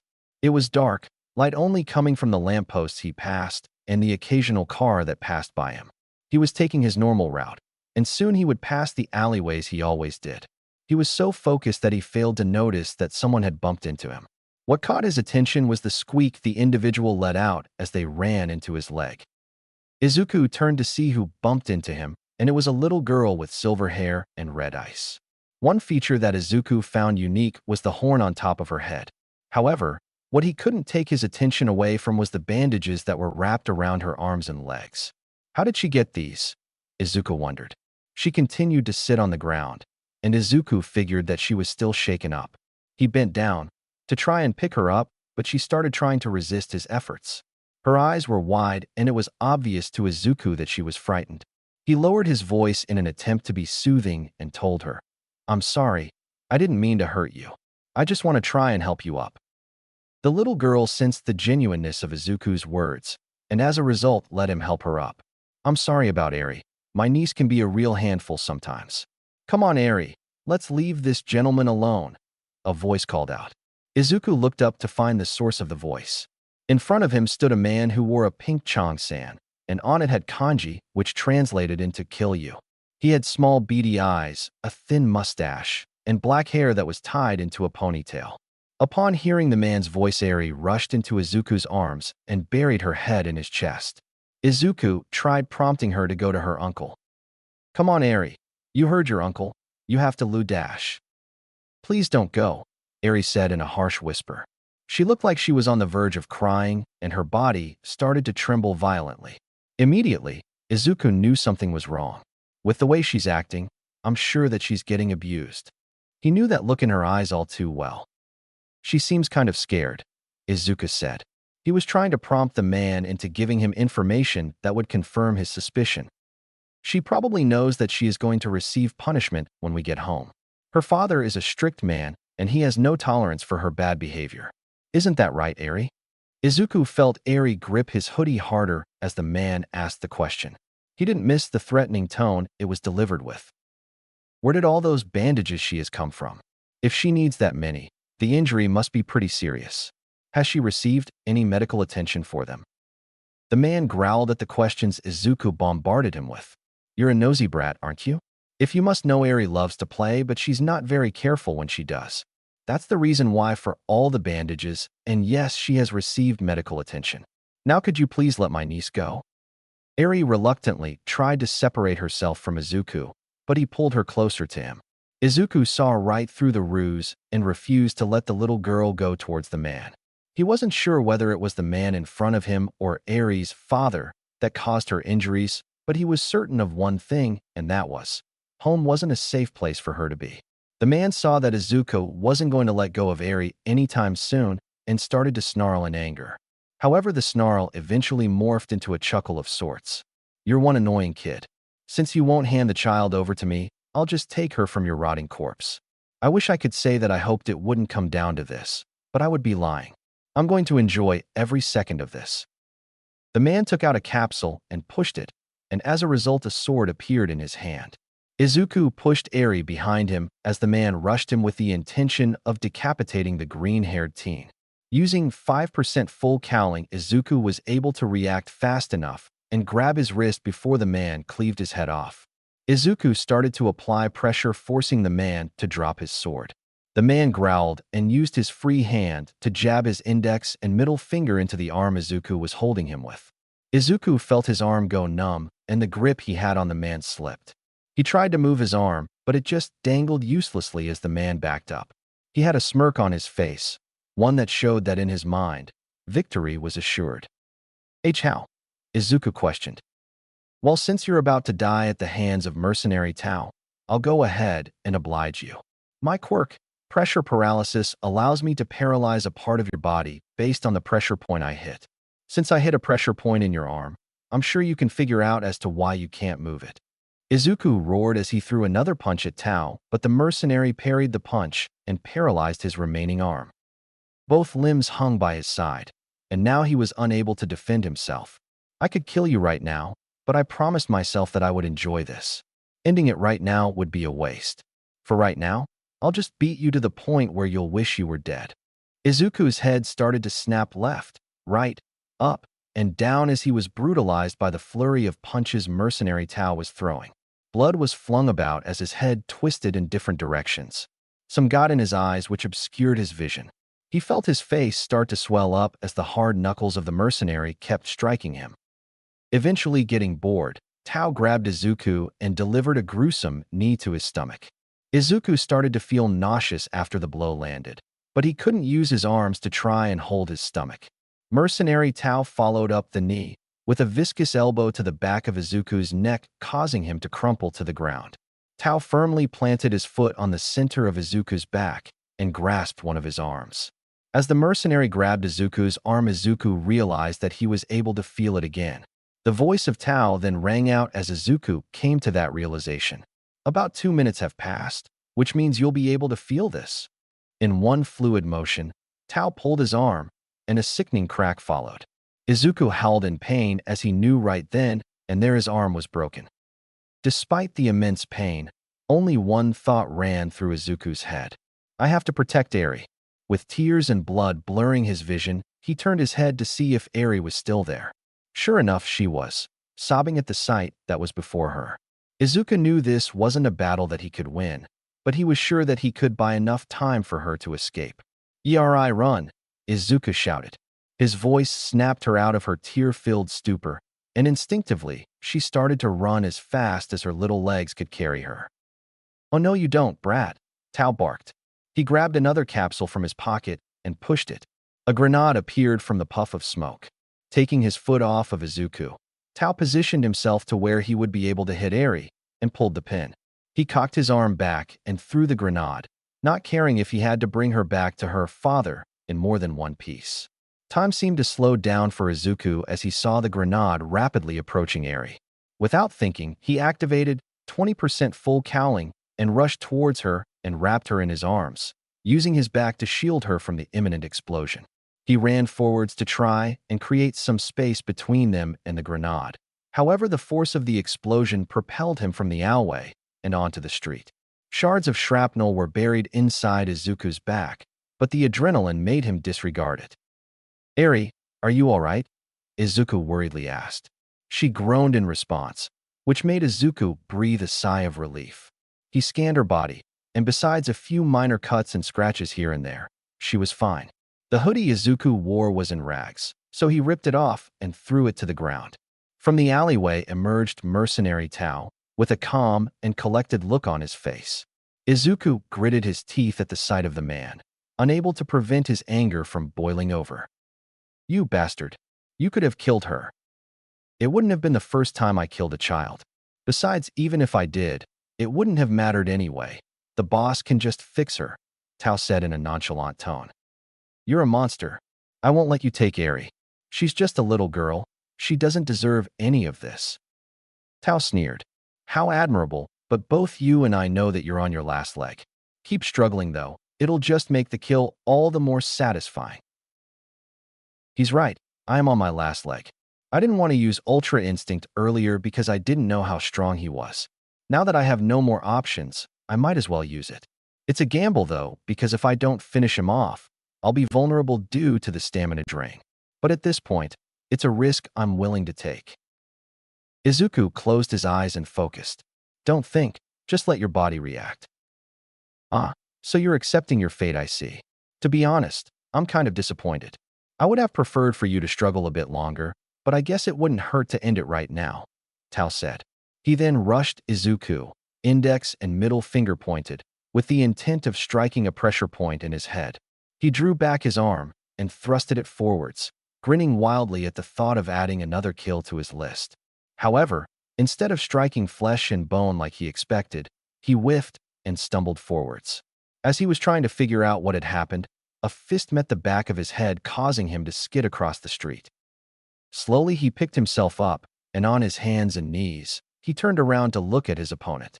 His speed has improved drastically. Is this just some second wind, or is it something else? Tao didn't want to reveal his worry, so he put on a mask of bravado. "That was just a lucky blow. Don't let it go to your head. Just because you changed eye colors doesn't mean you can beat me." Offering no response, Izuku ran forward and delivered another powerful punch to Tao's jaw. Tao stumbled backwards and tried to recover, but Izuku was there already. His eyes almost had a primal look to them, and for the first time in Tao's life, he felt fear. Just what the hell is this kid?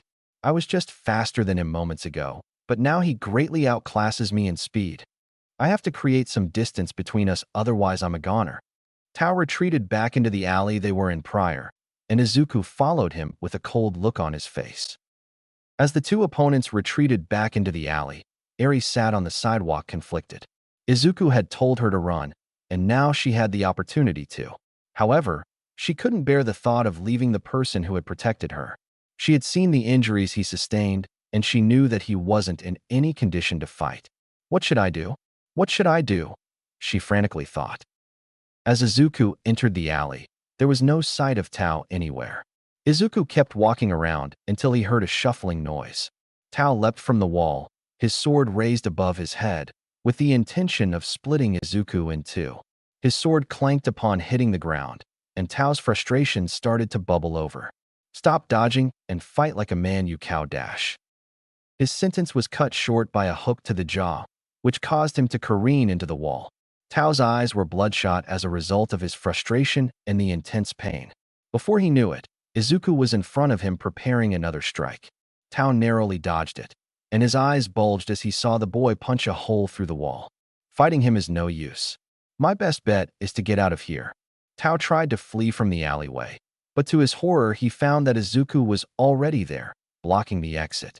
As Izuku stepped towards him, Tao slowly stepped back. He was outclassed, and continuing to try and fight him would have been suicide. It was unknown to Izuku that Tao had one more trick up his sleeve. I hate that he pushed me far enough to use this technique, but there's no possible way that he'll be able to withstand this.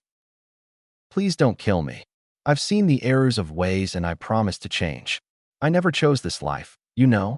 It all started when Tao, on his knees, cried crocodile tears as he blubbered about how he never wanted to be a mercenary and that he only did it to satisfy his material needs. He started to cry even harder as he saw that his sob story wasn't working in the slightest. Izuku was still approaching him, with the same cold look he had earlier. Izuku eventually stood over Tao, his azure eyes piercing the darkness that surrounded him. Tao firmly clasped his hands together as he begged and pleaded for Izuku not to kill him. To his surprise, Izuku hadn't attacked him yet. A sly smile crept onto his face. Did the fool really buy it? It was getting kind of dicey earlier, but I knew my technique would work. All I have to do is dash. Tao's thought was cut off by Izuku's fist caving in his face. The green-haired teen used the momentum from the punch to slam Tao's head into the pavement. Tao seized for a little bit before finally going still, a pool of red starting to form around his head. Izuku's eyes flashed, indicating that his quirk would deactivate soon. He walked out of the alleyway and found Eri in the same spot she was earlier. Although she was still scared, she perked up seeing that her protector had emerged the victor. Izuku slowly trotted to her, as the silver colors in his eyes dissipated. He heard a voice ask him if he was all right, but he couldn't place who it came from. The vibrant green eyes he went into the fight with were now dull and lifeless. He felt tired and just wanted to go to sleep, but one thought was motivating him to keep on moving. I have to make sure Eri is all right. Slowly but surely, he made his way to the little girl. He was a couple of feet away until he stopped. His eyes closed and his body went slack, causing him to fall face first into the ground.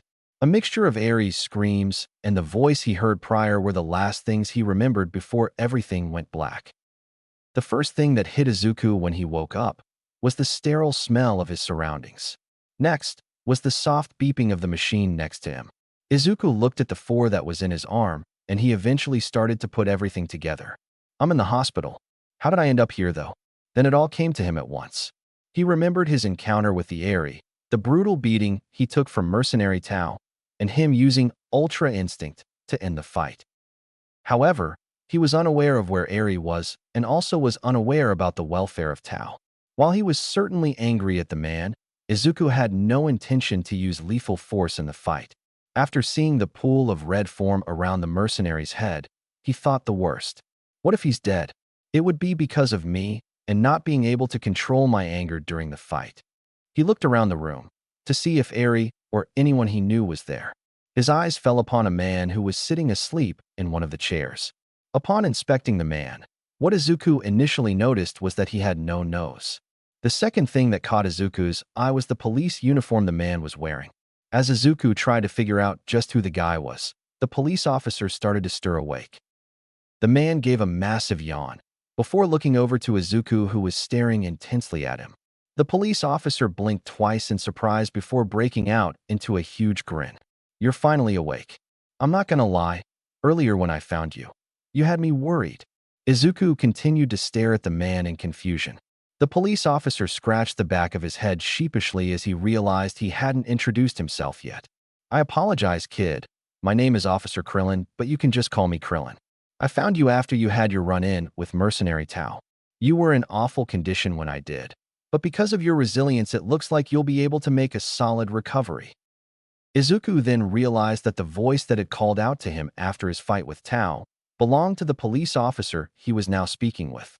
The thought of the fight made him remember the urgent question he had earlier. "Where's Eri?" Izuku asked. "Oh, she's with your mother.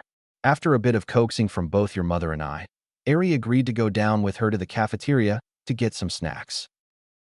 "My mom is here." "Yeah, she arrived here when you were in the middle of surgery. I'll tell you what, you're extraordinarily lucky that you didn't end up paralyzed. The shrapnel just missed severing your spine. Is Tao still alive?" Krillin seemed to flinch at the question. Izuku noticed the hesitation and asked him again. "Is Tao still alive?" Krillin didn't want to tell the kid the status of Tao. While the mercenary was still alive, he was hanging on by a thread. From what Krillin had heard, he had suffered an open fracture on the back of his skull and a depressed fracture on the front. The man seemed to have also lost a lot of his cognitive ability as well. If the man didn't die from the brain damage he sustained, going forward, he would definitely be a shell of his former self. However, Krillin knew that the team deserved to know. So after taking a deep breath, Krillin told him, "Look, kid, I'm going to be honest with you. Mercenary Tao is not dead, but he is extremely close to it. Ever since we arrived at the hospital, he has been in critical condition." Izuku felt queasy upon receiving the news. While Tao wasn't necessarily dead, he was sickened to find out that the mercenary was knocking on death's door because of him. Izuku didn't regret having to fight Tao. Had this situation occurred again, he would have done the same exact thing. What Izuku regretted was the consequences his fight with Tao had produced. For a hero, a victory consisted of making sure the public was safe and making sure no casualties occurred while doing so. After hearing the news, Izuku had doubts that he met both requirements. Krillin saw the remorseful look Izuku had on his face.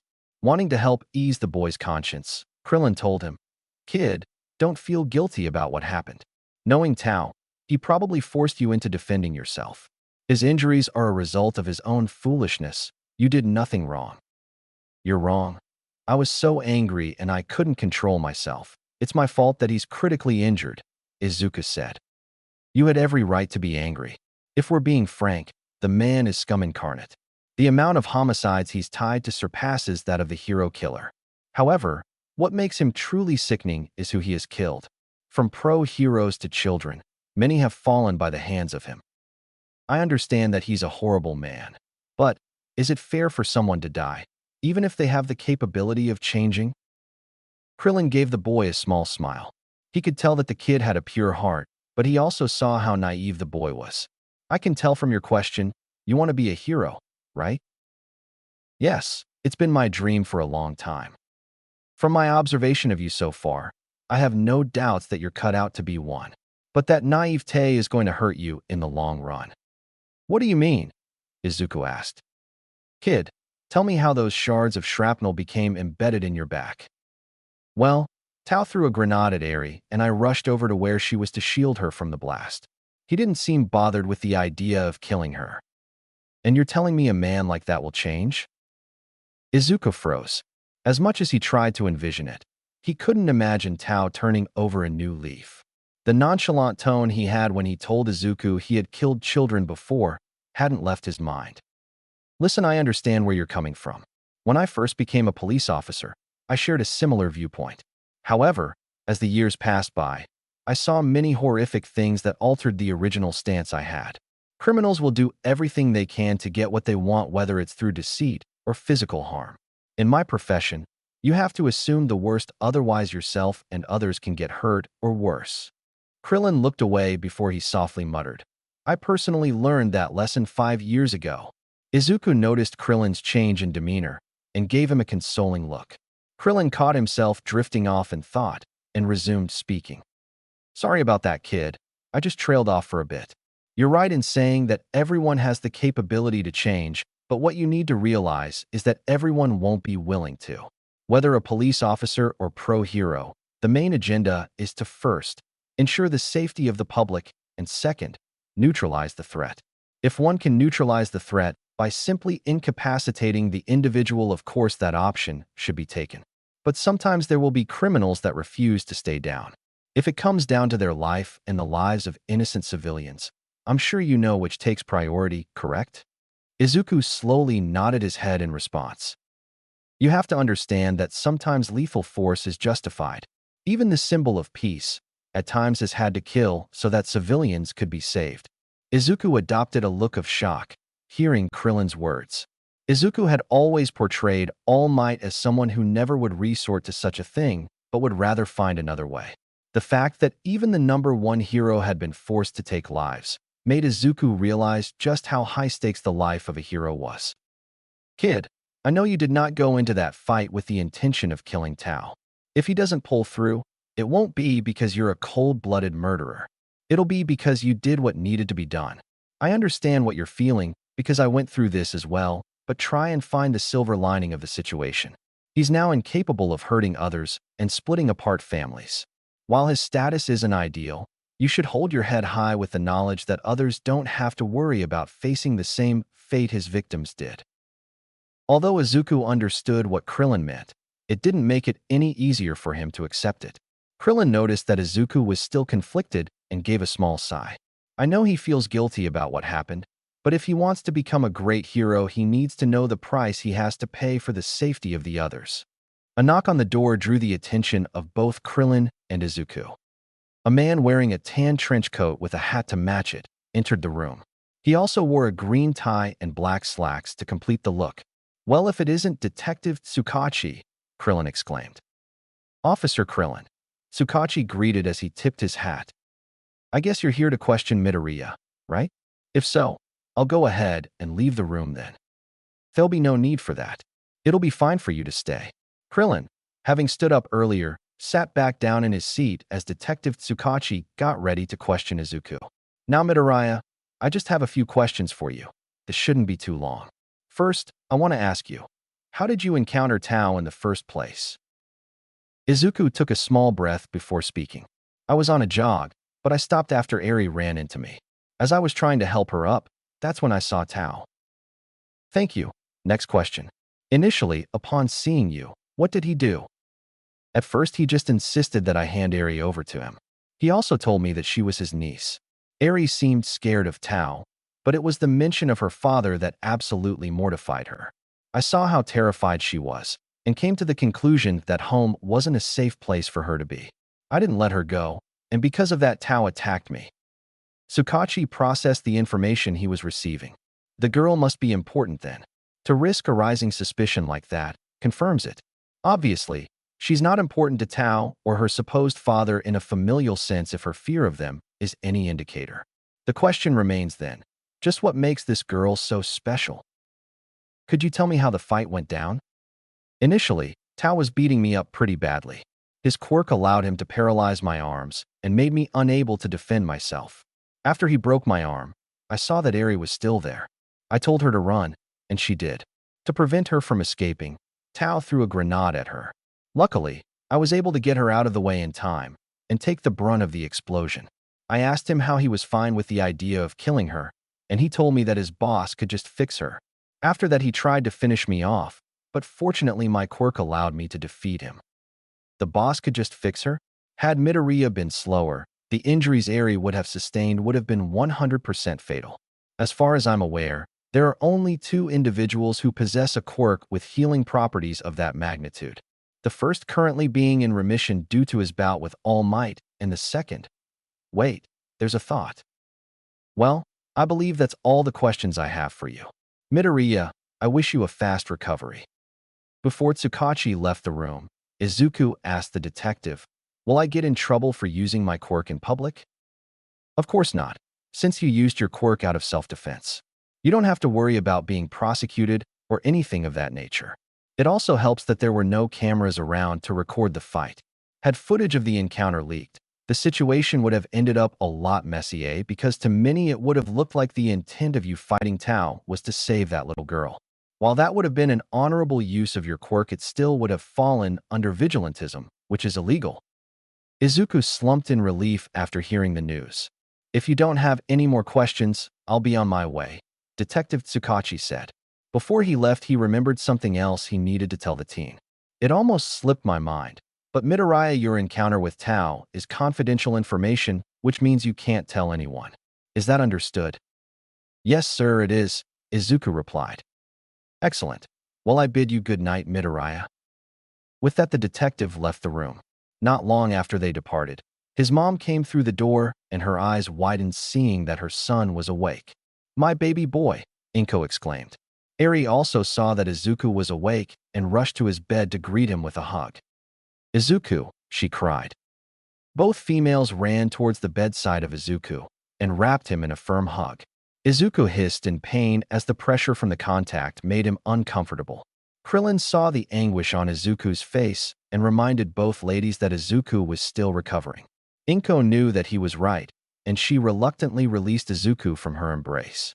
Eri, on the other hand, still had her hands around Izuku's neck, with her face buried into his chest. Come on, Eri, you have to let Izuku go. He needs his rest, Inko said. Eri looked up at Inko with a sad expression in her eyes. Her bottom lip started to tremble. But I want to be with Izuku. Before Inko could respond, Izuku told her, Mom, I don't mind if Eri wants to cuddle with me. I'm not that hurt. Between what her son had told her and the puppy eyes Eri was giving her, Inko caved in. Fine, but don't be too rough. Okay, Eri? Eri nodded before burying her head back into Izuku's chest. Izuku took his remaining good arm and wrapped it around the little girl. He gave her a warm smile as he hugged her back. He knew that she had gone through a lot, and this was his way of telling her that from now on she would be protected. Inko gushed at the sight, and Krillin couldn't help but smirk. Looks like she's taken a liking to him. Krillin remarked. Yes, she has. I'm just worried she'll grow too attached to him, and she'll end up being aloof to the family that decides to adopt her. Inko responded. That was actually something I wanted to ask you about. How would you and Izuku feel about adopting Eri? I know that Izuku would love for her to be a part of our family, and so would I, but I don't think it would be possible for us to adopt her. With the financial situation, we're in, I can't afford to stay at home with her. Don't get me wrong. She's a nice girl, but I don't think neither I nor Izuku would be in the position to give her the attention she needs. Also, it's a money issue. I think I can help with that. Krillin pulled out his checkbook and scribbled away. After a minute, he handed the check over to Inko. She nearly fainted after seeing the amount that was written on it. 100 million yen. There's no way that we could accept something like this. Don't worry about it. My wife is a model, so money isn't really an issue for us. I just think it's important that you guys are the ones that take care of her. She's built bonds with both you and your son, and I think separating her from you guys would affect her a lot. I have a 3-year-old daughter at home, which is why this hits home for me. I couldn't imagine my daughter growing without pillars of support, and I don't want my fears for my daughter to become Eri's reality. I understand. Thanks to your generosity, Izuku and I should be more than capable of handling the privilege of taking care of Eri. Krillin beamed. Thank you. I know I'm asking a lot, but just know that I truly appreciate this. Krillin then directed his attention towards Eri. She was currently in Izuku's bed, snuggled close to him. Soft snores emitted from the girl as she slept. Beside her, Izuku was fast asleep as well, with his good arm wrapped around her. Krillin chuckled. I was going to ask if she wanted to live with you guys, but I think I already have the answer. I'll go ahead and get the paperwork ready. As the two children slept, Inko smiled at the new addition to the family. Even though things were going to change, it meant that new stories were going to be forged along with new memories of laughter and love. And that was something she would be fine with. Once Krillin arrived at the police station, Detective Tsukachi asked him to go into his office. Krillin obliged him and followed him into the room. Tsukachi closed the door to make sure that no one would be able to listen in on their conversation. So Naomesa, what did you need to talk to me about? Krillin asked. It's about the information the kid gave me, Naomesa responded. What about it? Is it no good? No, it's not anything like that. I used my quirk while he was recalling his story, and everything checked out. There's just a question I'm having trouble trying to come up with an answer for. Well, what is it? What makes the girl so special that even Tao would risk being discovered? Isn't Eri supposedly Tao's niece? Wouldn't that be enough reason? Krillin questioned. That's the thing. I checked Tao's file, and there's no evidence that he has siblings. That in itself dispels two notions. The first being that her and Tao are related, and the second that the man Tao said was her father really is. Matter of fact, I believe the whole father thing was just a front for the boss. If that's true, do we have any idea who the boss is? I may have an idea. I analyzed the patterns of Tao's killings and found that most occurred in the red light district, which is known to have a heavy amount of Yakuza. Also, I found that most victims of Tao were those of various crime syndicates. So you think Tao was just being employed under some Yakuza? Not just any Yakuza. If you can recall, Midoriya said that during his fight with Tao, Tao threw a grenade at Eri. Had the kid not been faster, Eri would have died. Krillin didn't understand where the detective was going with this. Okay, what's your point? My point is that Tao mentioned that his boss had the capability of restoring her, even if she suffered that lethal injury. There are only a couple of people I'm aware of with a quirk with a restoration property of that magnitude. Krillin grasped what he meant, and immediately he turned pale. Why, you don't think it's HM, right?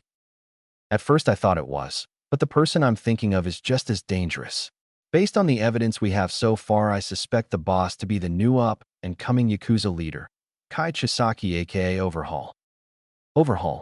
From what we know about him so far, he's not someone to be taken lightly. Do you think the Midoriyas are in danger? We should keep an eye on them, but I think they'll be fine.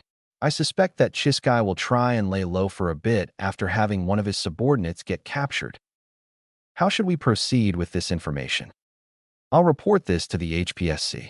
I think for right now it'll best to gather more evidence to prove Tao's connection with Chiskai. The last thing we want to do is spook Chiskai and send him into hiding. Right? I'll let you know if I find anything suspicious. Appreciate it, Krillin, and thank you for your time. Krillin gave a nod and left the detective's office. Despite Naomasa telling him that the Midoriyas were going to be safe, Krillin couldn't help but feel that something bad was bound to happen.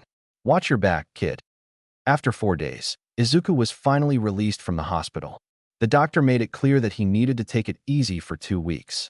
Even though school would have started then, Izuku wasn't worried because he doubted that they would do anything intense.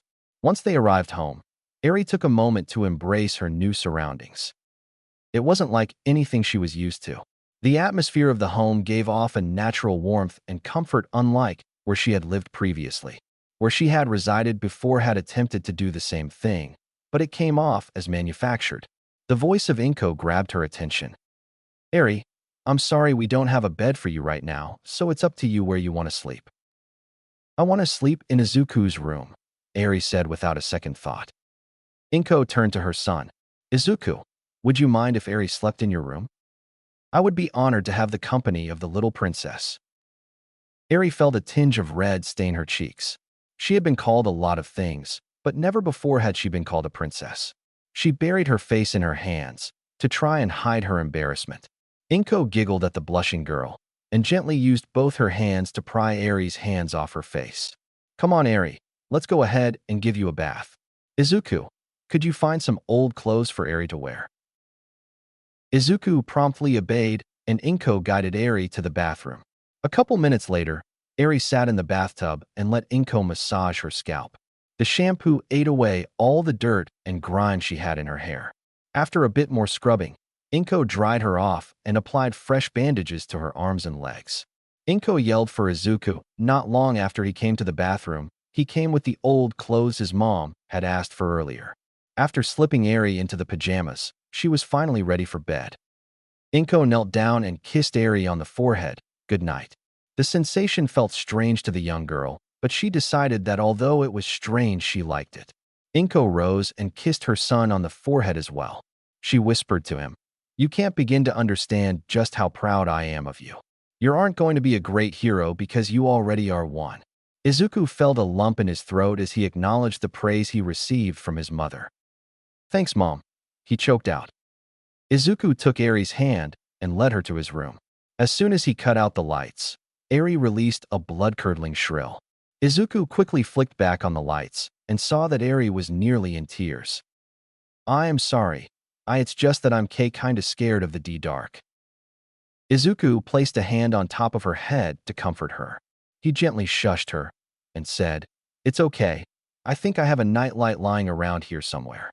After a couple of minutes of looking around, Izuku found the nightlight, All Might themed of course. He plugged it into the outlet, and instantly the smiling face of the symbol of peace appeared on his ceiling. He turned off the lights and asked Eri, "Is that better?" She nodded vehemently before she climbed into bed with him. She snuggled close to him, and not long after she was fast asleep, her chest rising ever so slightly. Izuku lied awake as he thought about what had recently happened to him. A sense of guilt still hung over him because of what he had done to Tao. While he was in the hospital, he even had nightmares about it, with him being depicted as some bloodthirsty murderer. However, he remembered Krillin's words to try and find the silver lining of the situation. And that silver lining was there in his arms, surrounded by people who cared for her and loved her. Izuku was pretty sure that nothing would be able to absolutely quell the guilt he had. But seeing Eri sleep peacefully showed that it wasn't all bad. After a while, exhaustion started to take over and Izuku drifted off to sleep. And for the first time in 5 days, he slept without any nightmares. "Aw, Izuku, do you have to go?" Eri pouted. Izuku ruffled her hair as he gave her a gentle smile. Today, Izuku would be starting his adventure at UA. While he was excited about the experience, there were others in the household that weren't so much. "Sorry, Eri, but I can't miss the first day of school." Eri looked to the floor to try and hide her disappointment. "Tell you what, when I get back home, we'll go out for some sweets." "How does that sound?" Her disappointment gradually shifted into joy. Her face brightened upon hearing the promise of getting sweets once Izuku got back home from school. "Looks like I have my answer." Izuku chuckled. Along with Eri stood Inko, who was fighting back tears. "Izuku, you're gonna make me so proud. I know you'll excel." Izuku gave his mom a huge smile before waving her and Eri goodbye. After a fair amount of time, he made it to the school. Inside, he wandered the halls looking for his classroom. Class 1A, where is it?" Izuku knew that being late on his first day wouldn't leave the best impression, so he picked up the pace. Eventually, he found a large door that was labeled 1A. "Guess this is it." He felt his heart beat faster as he grabbed the knob. "Relax, it's just a class full of uber-talented students. There's nothing to worry about. Who knows, maybe even Uraraka might be in this class." As he opened the door, he was greeted by the sight of two familiar faces getting into some type of altercation. In front of him was the blue-haired boy that had called him out during the entrance exam and his former childhood friend, Katsuki Bakugo. "It is of utmost importance that you remove your feet from that desk at once. Many students of the past have sat there," the blue-haired teen exclaimed. Katsuki had an annoyed look on his face. "And why should I care?" The blue-haired teen's glasses gleamed as he gave his response. "You should care because by your actions you are disrespecting the students who came before you. Not to mention, you are also insulting the craftsman who put his blood, sweat, and tears into making that desk." The boy took a deep breath before continuing.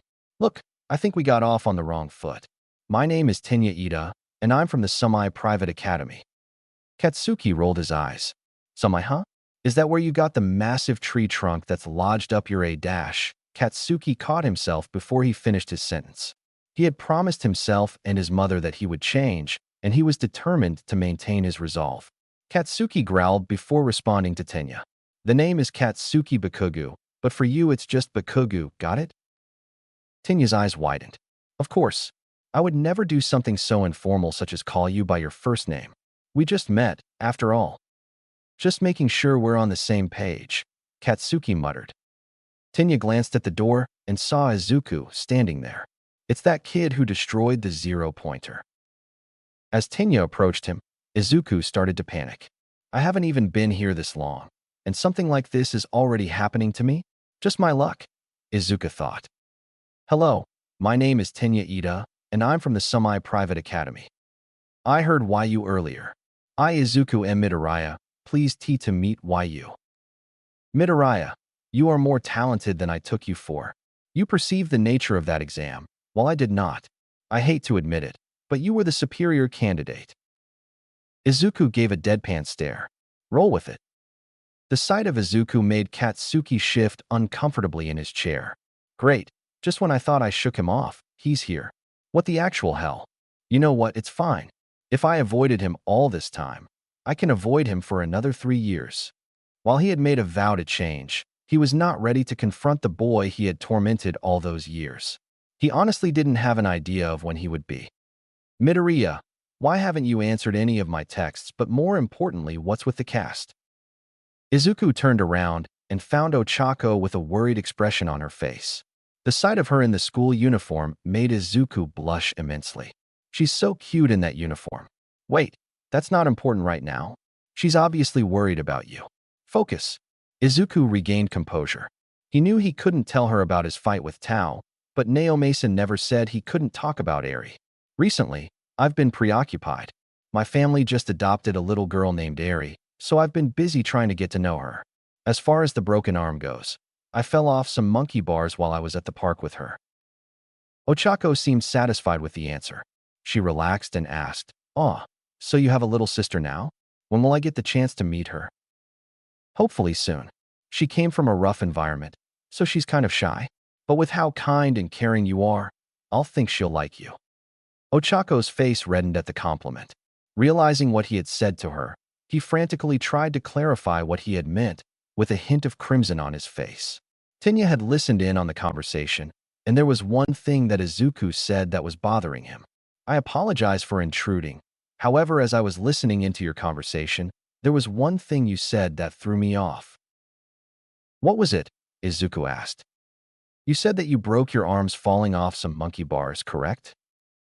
Izuku was bewildered as to where Tenya was going with this. "Yeah. And the monkey bars were at the park you attended with your sister, right?" At this point, Izuku was utterly confused. "That's right. You realize that since parks are designed for small children, most monkey bars within the parks are only 5 feet in height. Looking at you, I would say that you're around 5 feet 4 inches, 5 feet 5 inches. Even if you tucked in your knees, I find it hard to believe that you would break your arm from a fall at that height. I find it even harder to believe that you would fall in the first place considering how coordinated you were during the entrance exam." The color from Izuku's face faded as Ochako spoke up. "You're right, Ida. Now that I think about it, does seem kind of strange. What am I supposed to say now? Monkey bars, really? That's the best I could come up with? Geez, and Ida thought I was perceptive." Izuku racked his brain to try and come up with some sort of explanation, but fortunately, he was bailed out from a voice that came from a yellow sleeping bag. "If you're here to chit-chat, then I suggest you leave." The class went silent as the man unzipped himself from the bag. "It took you all 8 seconds to quiet down. It's known that time is a very precious resource, so I was under the impression that you all would have been a bit more rational on how you used it." Izuku eyed the tired-looking man and tried to discern who he was. "Since he's here, he has to be some type of pro, but I don't recognize him at all." "The name is Shota Aizawa. Pleased to meet all of you. I'll be your homeroom teacher," the scruffy man said in a monotone manner. "This homeless-looking guy is going to be our teacher," Izuku thought. With the introduction out of the way, hurry up and put these dash. Shota saw the cast on Izuku's arm and mentally cursed. "From the 30 seconds I've been here, I can already tell that Mr. Number 1 is going to be a problem child. How lucky for me." As I twitched, Shota told the class. "Actually, forget what I said. Today, we're going to orientation. After I get attendance, follow me down to the auditorium." After Shota gathered attendance, he approached Izuku's desk and told him, "After orientation is finished, you need to go down to the nurse's office. For what you're doing tomorrow, you're going to have to be in top shape. Is that understood?" Izuku, still startled by the demeanor and appearance of the man, could only muster a nod. After orientation had finished, Izuku went down to the nurse's office just as Shota instructed him to. The nurse was a lady he was already a bit too familiar with. His training sessions with All Might had introduced him to her. From the perspective of most, she seemed to be a sweet old lady, but Izuku knew of the scary side she possessed. He started to recall his first-hand experience of witnessing it. "Ow," Izuku said as he rubbed the top of his head. "How many times do I have to tell you? You can't keep on injuring yourself like this. Are you trying to die?" The old lady fumed after having hit Izuku on top of the head with her cane. "And you," she said as she shot a dangerous glare at All Might, who was partially responsible for the state the boy was in.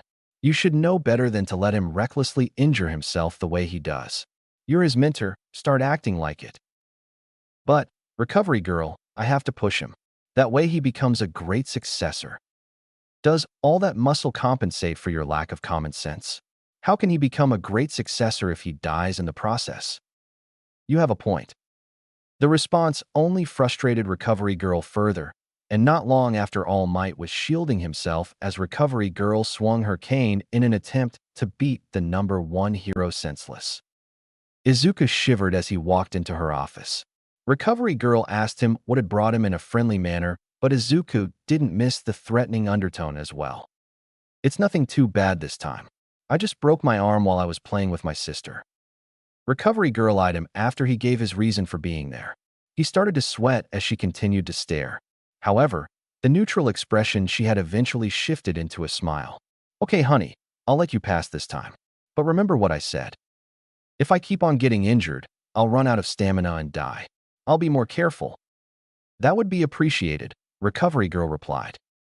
After receiving a kiss and some candy from the older lady, Izuku eventually made his way out the building. As he started on his way home, a hand firmly clasped his shoulder. He jumped in surprise and turned around to find that it was Ida. Well, it seems that the arm is better. Izuku held his breath as he waited for Tenya to bring up how he broke his arm. Fortunately, for Izuku, that never came up in their conversation. Both students ended up discussing what they thought of orientation and then went on to discuss what they thought their teacher had planned for tomorrow. The sound of Ochako's voice caught both their attention as they walked to the station. Hey guys, wait up, she called out. Tenya waved at her. Well, if it isn't, Ochako Uraraka. Uraraka, right. Forgive me for failing to remember your name, Tenya said. Oh, it's okay, don't worry about it. Ochako's attention then shifted towards Izuku. So Midoriya, what did you have planned for the rest of the day? She asked. I promised my little sister that I would take her to the bakery after I got back from school. But I was thinking about what you asked me earlier, and I was wondering if… Izuku trailed off. If what? Ochako asked with a look of genuine curiosity on her face. If you wanted to come along with Eri and I, Izuku blurted out. Ochako's mouth fell agape upon hearing Izuku's request. One thing that Ochako had learned about him was that he was someone who thrived on schedules. She learned this after they officially hung out together for the first time. While he had enjoyed the time he spent with her that day, the following times they did hang out, an itinerary was on hand. She didn't mind it, but sometimes she wished that he would be at least a little adventurous. To say that his request was a surprise would have been an understatement. However, to Ochako, it was a welcomed one. Izuku perceived her silence as her declining his offer and said, It's fine if you aren't available. It was kind of a last-minute thing anyways, and I dash. Of course I would like to go with you, Ochako said with a bright smile. Izuku's smile stretched ear to ear after hearing her response. He then turned to Tenya and said, If you want to come too, Ida, you're invited. For some reason unknown to Ochako, she felt a bit downtrodden that Izuku had asked Tenya to come along as well. However, she pushed those feelings aside. I apologize, Midoriya, but I'm going to have to decline your offer. I had planned to diligently look over the syllabus Iwaza-sensei had provided to us once I got home, Tenya stated. Come on, Ida, looking over the syllabus won't take that long, and plus it'll give Midoriya and I a chance to get to know you better, Ochako countered. Tenya grabbed his chin as he further pondered Izuku's proposition. He knew it wouldn't take him all day to look over the syllabus, and from what he'd seen so far, both Izuku and Ochako had seemed to be nice people. Due to his rigid personality, Tenya didn't have a lot of friends, and truthfully, the opportunity of hanging out with friends had intimidated him a bit. With all this in mind, Tenya decided to go against his better judgment and chose to join them. I suppose you have a point. Very well, I will join you too on your endeavors for sweets. Where and when shall we meet? I thought maybe we could meet at my apartment in about 2 hours. That way we all have time to do what we need to and also gives us time to change, Izuku responded. I think 2 hours from now works, Ochako said. I am in agreement. Also, I assume that both of you need my phone number, correct? Tenya asked. As Izuku entered Tenya's phone number into his phone, he couldn't have been happier. On the first day of school, he had already made a new friend. It was nice to know that he would be going into the school year with people that he could count on. As he finished entering the remainder of the digits, from the corner of his eye, he caught Katsuki walking to the station by himself. The positive mood he was in lessened after seeing him, not because he had spiteful feelings towards the boy. Rather, it was because deep down he wanted Katsuki to be a part of the outing as well. However, it was becoming more and more apparent to Izuku that Katsuki didn't share the same sentiment and probably wouldn't anytime soon. As Izuku stepped through the door, the voice of his little sister simultaneously rang out. "Izuku," she cried. Izuku bent down as she ran towards him and threw her arms around his neck. He picked her up and spun her around, which made her squeal and giggle. After repeating to Izuku that she was getting dizzy, he put her down and chuckled as she struggled to retain her balance. It was refreshing for him to see her acting like how a child should be. After regaining her balance, Eri noticed that his arm was no longer in a sling. "Hey Izuku, how's your arm? All better now?" Izuku dropped to one knee to meet Eri's height. "The nurse at my school had a quirk that could heal me. That's why my arm is all better. But enough about me. What did you do today, Eri?" "Well, first Ms. Midoriya made me and her eggs and rice for breakfast. Then, we practiced addition and subtraction. After that, she showed me pictures of you when you were younger." Izuku's cheeks reddened in embarrassment at the thought of Eri looking at those pictures. Some of them, Izuku really wished his mother would get rid of. Eri continued. "And then after we looked at those pictures, we watched cartoons the rest of the day." So it sounds like you had a full day today," Izuku replied. "Yeah. Hey Izuku, are we going to leave for sweets now?" Eri asked. "Not yet. In about 2 hours we'll leave." "Oh, okay. Well, do you want to color with me?" Izuku gave her a soft smile. "Sure," he replied. As they colored away, his phone buzzed, and he saw that he had 3 messages, 2 from Ochako and the other from Tenya. "Ochako, I can't wait tea soon. I know it's going to be a blast." Tenya, "Yes, again Midoriya, I appreciate the invitation. I look forward to consuming food with little nutritional value. Hopefully, this jaunt will be the first of many to come." Ochako, "Yeah, what he said." 2 hours later, Izuku heard a knock at his door. "I got it," he called out. He opened the door and saw that both Tenya and Ochako had arrived. Tenya was dressed in a full-sleeved, light blue button-down and khakis. He wore dark brown loafers to complete the look. Ochako, on the other hand, wore a white t-shirt with a forest green jacket over it. She also wore blue jeans and a pair of red and white tennis shoes. "Not wearing your hoodie this time, I see," Ochako said as she noted the All Might-themed sweatshirt Izuku was wearing. "I thought I would mix it up this time," Izuku replied. "Wait, he has a hoodie that's labeled hoodie?" Tenya questioned. "Uh-huh. And he has a shirt, a hat, and I've even seen him wear some pants dash." "Okay, I think he gets the point," Izuku interjected. "I fail to see the point of adding a description of the apparel upon the apparel. It all seems kind of redundant." As Tenya pondered the mystery that was Izuku's choice in clothing, Inko crept around from the corner to see who the strangers at her door were. "Izuku, who would these 2 be?" she asked. "Oh, these are my friends I told you about earlier. Uraraka, Ida, meet my mom," Izuku said. "Nice to meet you," Ochako said in a bubbly manner. "A pleasure to make your acquaintance," Tenya added. "The pleasure is all mine," Inko responded. She then directed her gaze towards Ochako with a devious glint in her eye. "She seems rather nice. Not to mention, she's also pretty as well. I can see why my son is drawn to her. Well, now that both of them are here together, a little teasing wouldn't hurt."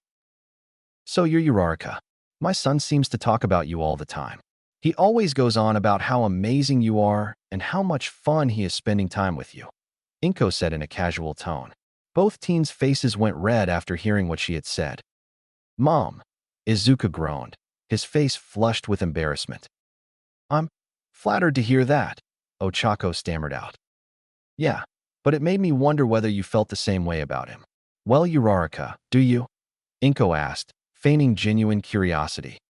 Normally, she wouldn't have had any difficulty telling Izuku that she thought he was amazing or that she had fun hanging out with him. But being put on the spot like this had made her feel incapable of answering the question. Well, she stuttered.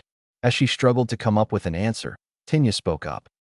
If I may share my opinion regarding Midoriya, I personally think he's amazing in every sense of the word. Not to mention, I have found all of our interactions so far to be rather pleasant as well. Tenya said in the stern fashion he always spoke in. Inko blinked twice in surprise before chuckling. Not long after, her chuckling evolved into full-blown laughter.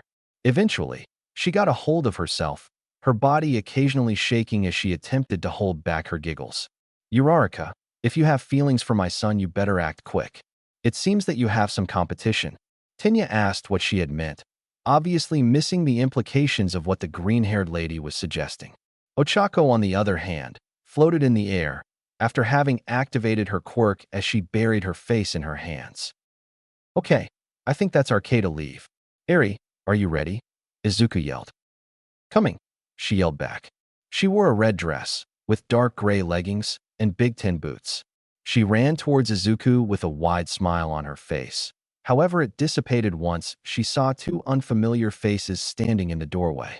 She hid herself behind Izuku's leg so that she would be out of their line of sight. Uraraka, Ida, this is my little sister Eri. Come on, Eri, say hi. Izuku said in a gentle tone. Eri refused to budge, her nervousness proving to be too much for her.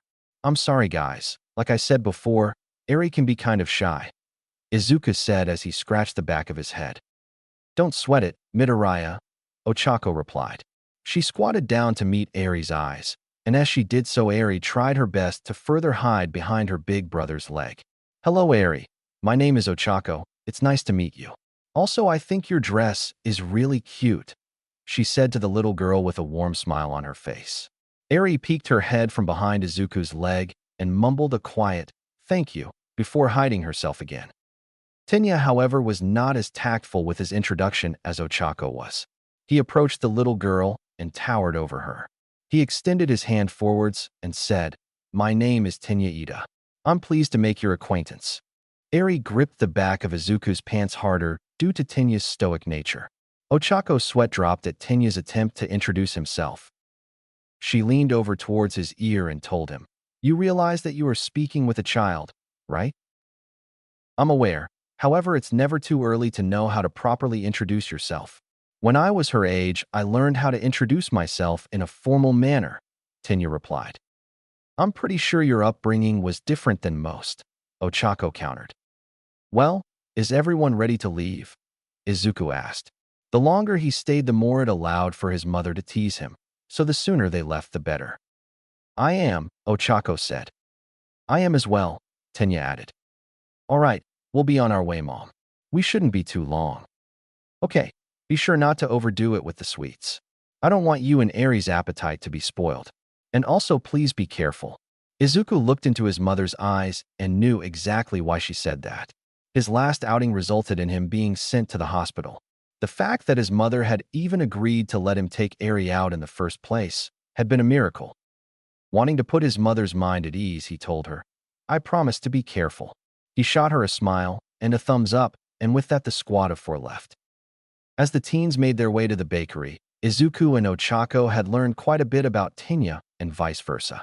The duo had learned that Tenya was a part of the Ingenium family, and that his older brother was the turbo hero, Ingenium.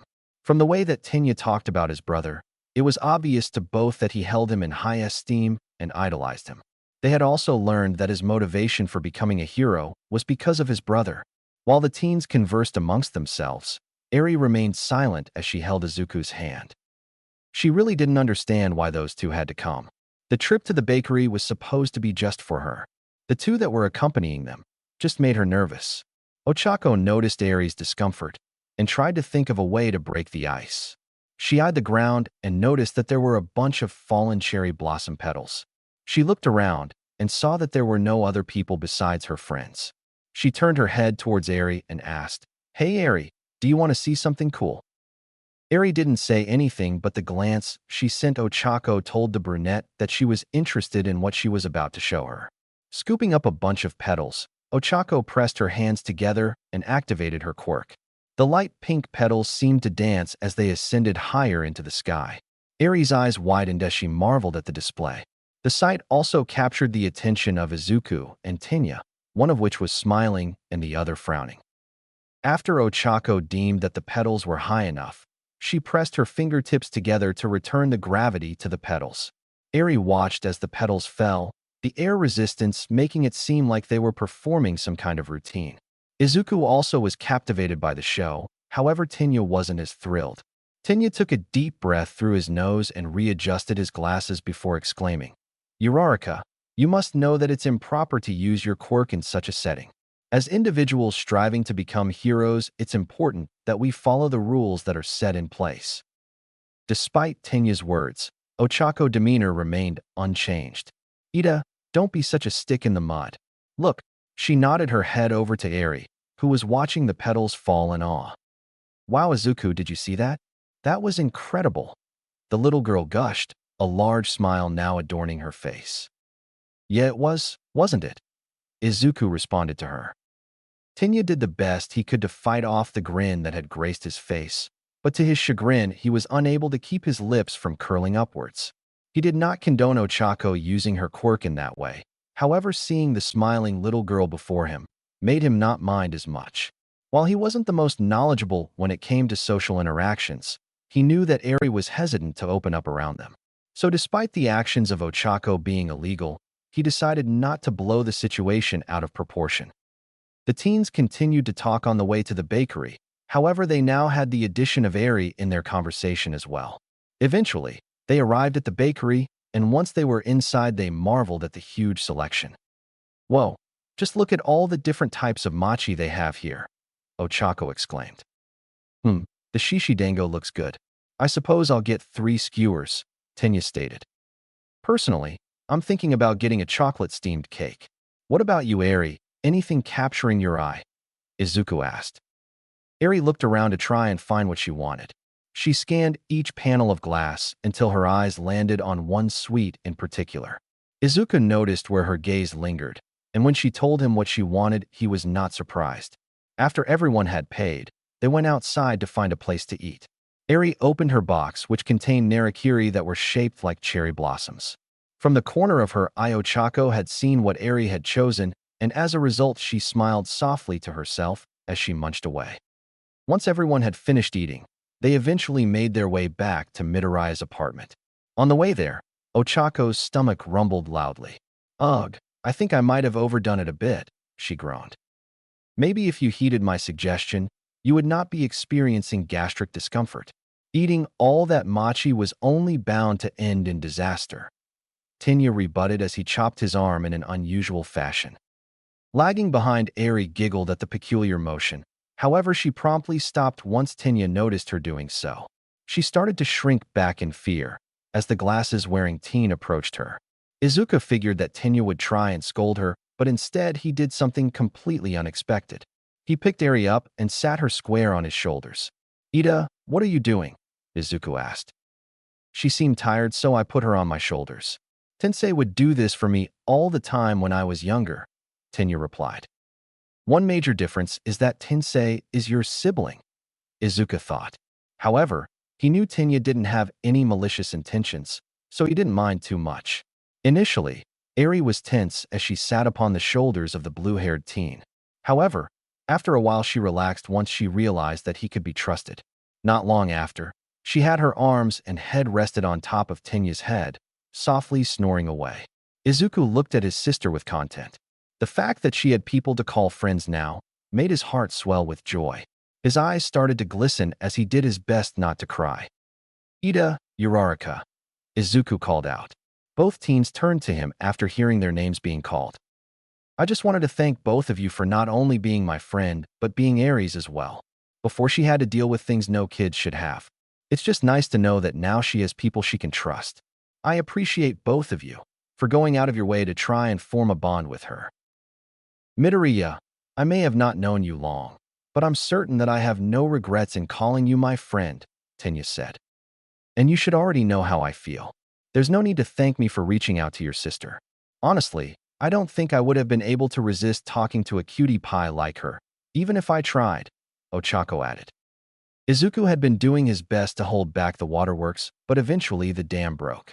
"It's just that I'm so blessed to have friends like you guys. As tears streamed down Izuku's face, Ochako mouthed to Tenya, "Give us a minute."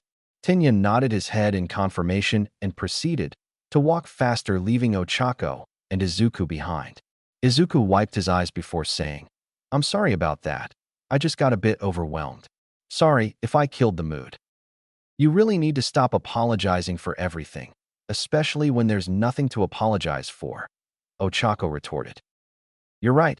I'm sorry, wait, I did it again." Ochako giggled at the boy's blunder, causing Izuku to laugh as well. They both proceeded to cackle like little children until Ochako started to hiccup from laughing so much. After holding her breath to get rid of them, she finally spoke up. "Midoriya, I wanted to talk to you about what your mom said earlier." "Oh, that. Don't worry about it. I understand that my mom put you under a lot of pressure. Regardless, I just wanted to remind you that I do think you are amazing, especially with how you treat your little sister. It's easy to tell that she loves you. I try my best. Sometimes being her big brother just seems like a massive task, mostly because I don't have any experience being one. I just fear that there are some things I'm not doing right." "Of course there are things you're not doing right. You're not perfect. You're human. What matters is what you mentioned earlier, trying your best. I believe if you continue to put your best foot forwards, you'll have nothing to worry about." Izuku. Ochako wondered why Izuku went silent until it hit her that she had just addressed him by his first name. As she realized this, her eyes went wide and her face red. She shook her hand frantically as she profusely apologized. However, Izuku's response wasn't what she expected. "Maybe you should listen to your own advice about not apologizing when there's nothing to apologize for. If we're friends, it would make sense for us to use each other's first name, right?" "I guess, but it's just weird." "Well, I don't think it's weird, Ochako. Well, maybe a little bit. But you're right. It would make sense for us to be on a first-name basis, being friends and all. I guess it'll just take some time getting used to." "Yeah, but I don't think it'll be too much for us to handle." Izuku responded as he shot Ochako a carefree smile. She returned it and shot him a thumbs up. "Won't be too much for us at all." Having arrived at Midoriya's apartment, both Tenya and Ochako said their goodbyes to the Midoriya family. "Bye, Tenya. Bye, Ochako," Eri called out. "Bye, Eri. Hopefully I can see you again soon," Ochako replied. "Farewell, Eri. I enjoyed accompanying you and your brother to the bakery. Speaking of which, remember to brush your teeth. You don't want all that sugar you ate to cause cavities," Tenya added. "I'll remember," Eri replied. "Thanks for hanging out with us today, guys. I'll see you both tomorrow," Izuku said. "Later, Izuku. Goodbye, Midoriya. I shall see you tomorrow." After they left, Inko came to ask how Eri's and Izuku's day went. Excited to tell her, Eri spoke first. "It was super fun. Ochako is really nice, and also she thought my dress was pretty. She did this cool thing where she made some, what were they called again, Izuku?" "Cherry blossom petals." "Yeah, cherry blossom petals float really high into the air. Then they all fell, almost like it started to rain them. And Tenya is really nice too. He's also funny. At first I thought he was scary though." "Well, I'm glad you had fun, Eri. And how about you, Izuku? I assumed you enjoyed yourself as well?" Inko asked. "You bet. Ochako and I were able to learn a lot of things about Ida, and also the bakery we went to had an amazing selection." Inko raised an eyebrow after hearing Izuku refer to the brunette, using her first name. "I'm happy to hear that you got to know Ida better. But Ochako and I? Where did that come from? When you introduced her to me, you addressed her by her last name. Now, you two are on a first-name basis? Did she end up taking my advice?" Izuku groaned as he realized the hole he dug himself into. This is going to be a long conversation. The following day, the students of Class 1A sat around and chatted with each other until their homeroom teacher arrived. Eventually, the scruffy-haired teacher made his way into the classroom, and his presence made everyone in the class quiet down. With the same tired expression he had yesterday, Shota told the class, "Don't bother getting comfortable. Hurry up and put on your gym clothes. We're heading out to the training grounds." So this is probably what he told me to be ready for, Izuku thought. Not long after, all the students made their way to the training grounds. Shota stood in front of the class as he got ready to explain what he had brought them out there for. "Today, you all will engage in a quirk analysis assessment. The standard physical evaluation test you took in middle school, you'll do today, except you all will be able to use your quirks. I have no idea why the country still insists on prohibiting quirks when calculating the averages of those records, but at the end of the day, I don't make the rules. Personally, I find it to be irrational and a real hindrance when estimating how much potential someone has. But homeroom is only 10 minutes. There's no way we'll be able to finish the test by then, exclaimed one student who had dark blonde hair with one black streak running through it. I'm aware, which is why I have already contacted your teachers. If you all hurry, you all can be finished by lunch. If you decide to lollygag, then I guess you all will just go hungry, Shota replied. He then turned to Izuku and asked him, Midoriya, you placed first in the entrance exam. How far could you throw a softball in middle school? Izuku's eyes went wide as he was put on the spot. Not extremely far, just 55 meters. Shota raised an eyebrow upon hearing the boy's response. From the way he looks right now, he should be more than capable of throwing a softball a lot further than 55 meters. So I can assume that he has conditioned himself since then. There really is more to this child than meets the eye. While that number is rather average, I want to see your record with you using your quirk. Standing in the circle, anything goes. However, you cannot leave it, understand? Izuku gulped and slowly approached the circle. As he tried to psyche himself up, Shota told him, Hurry up, we don't have all day. There's no need for me to use Ultra Instinct. For the shorter test, I'll use 20% full cowling, while for the longer ones, I'll just use 5%. Now that I know what I need to do, all I have to do is execute.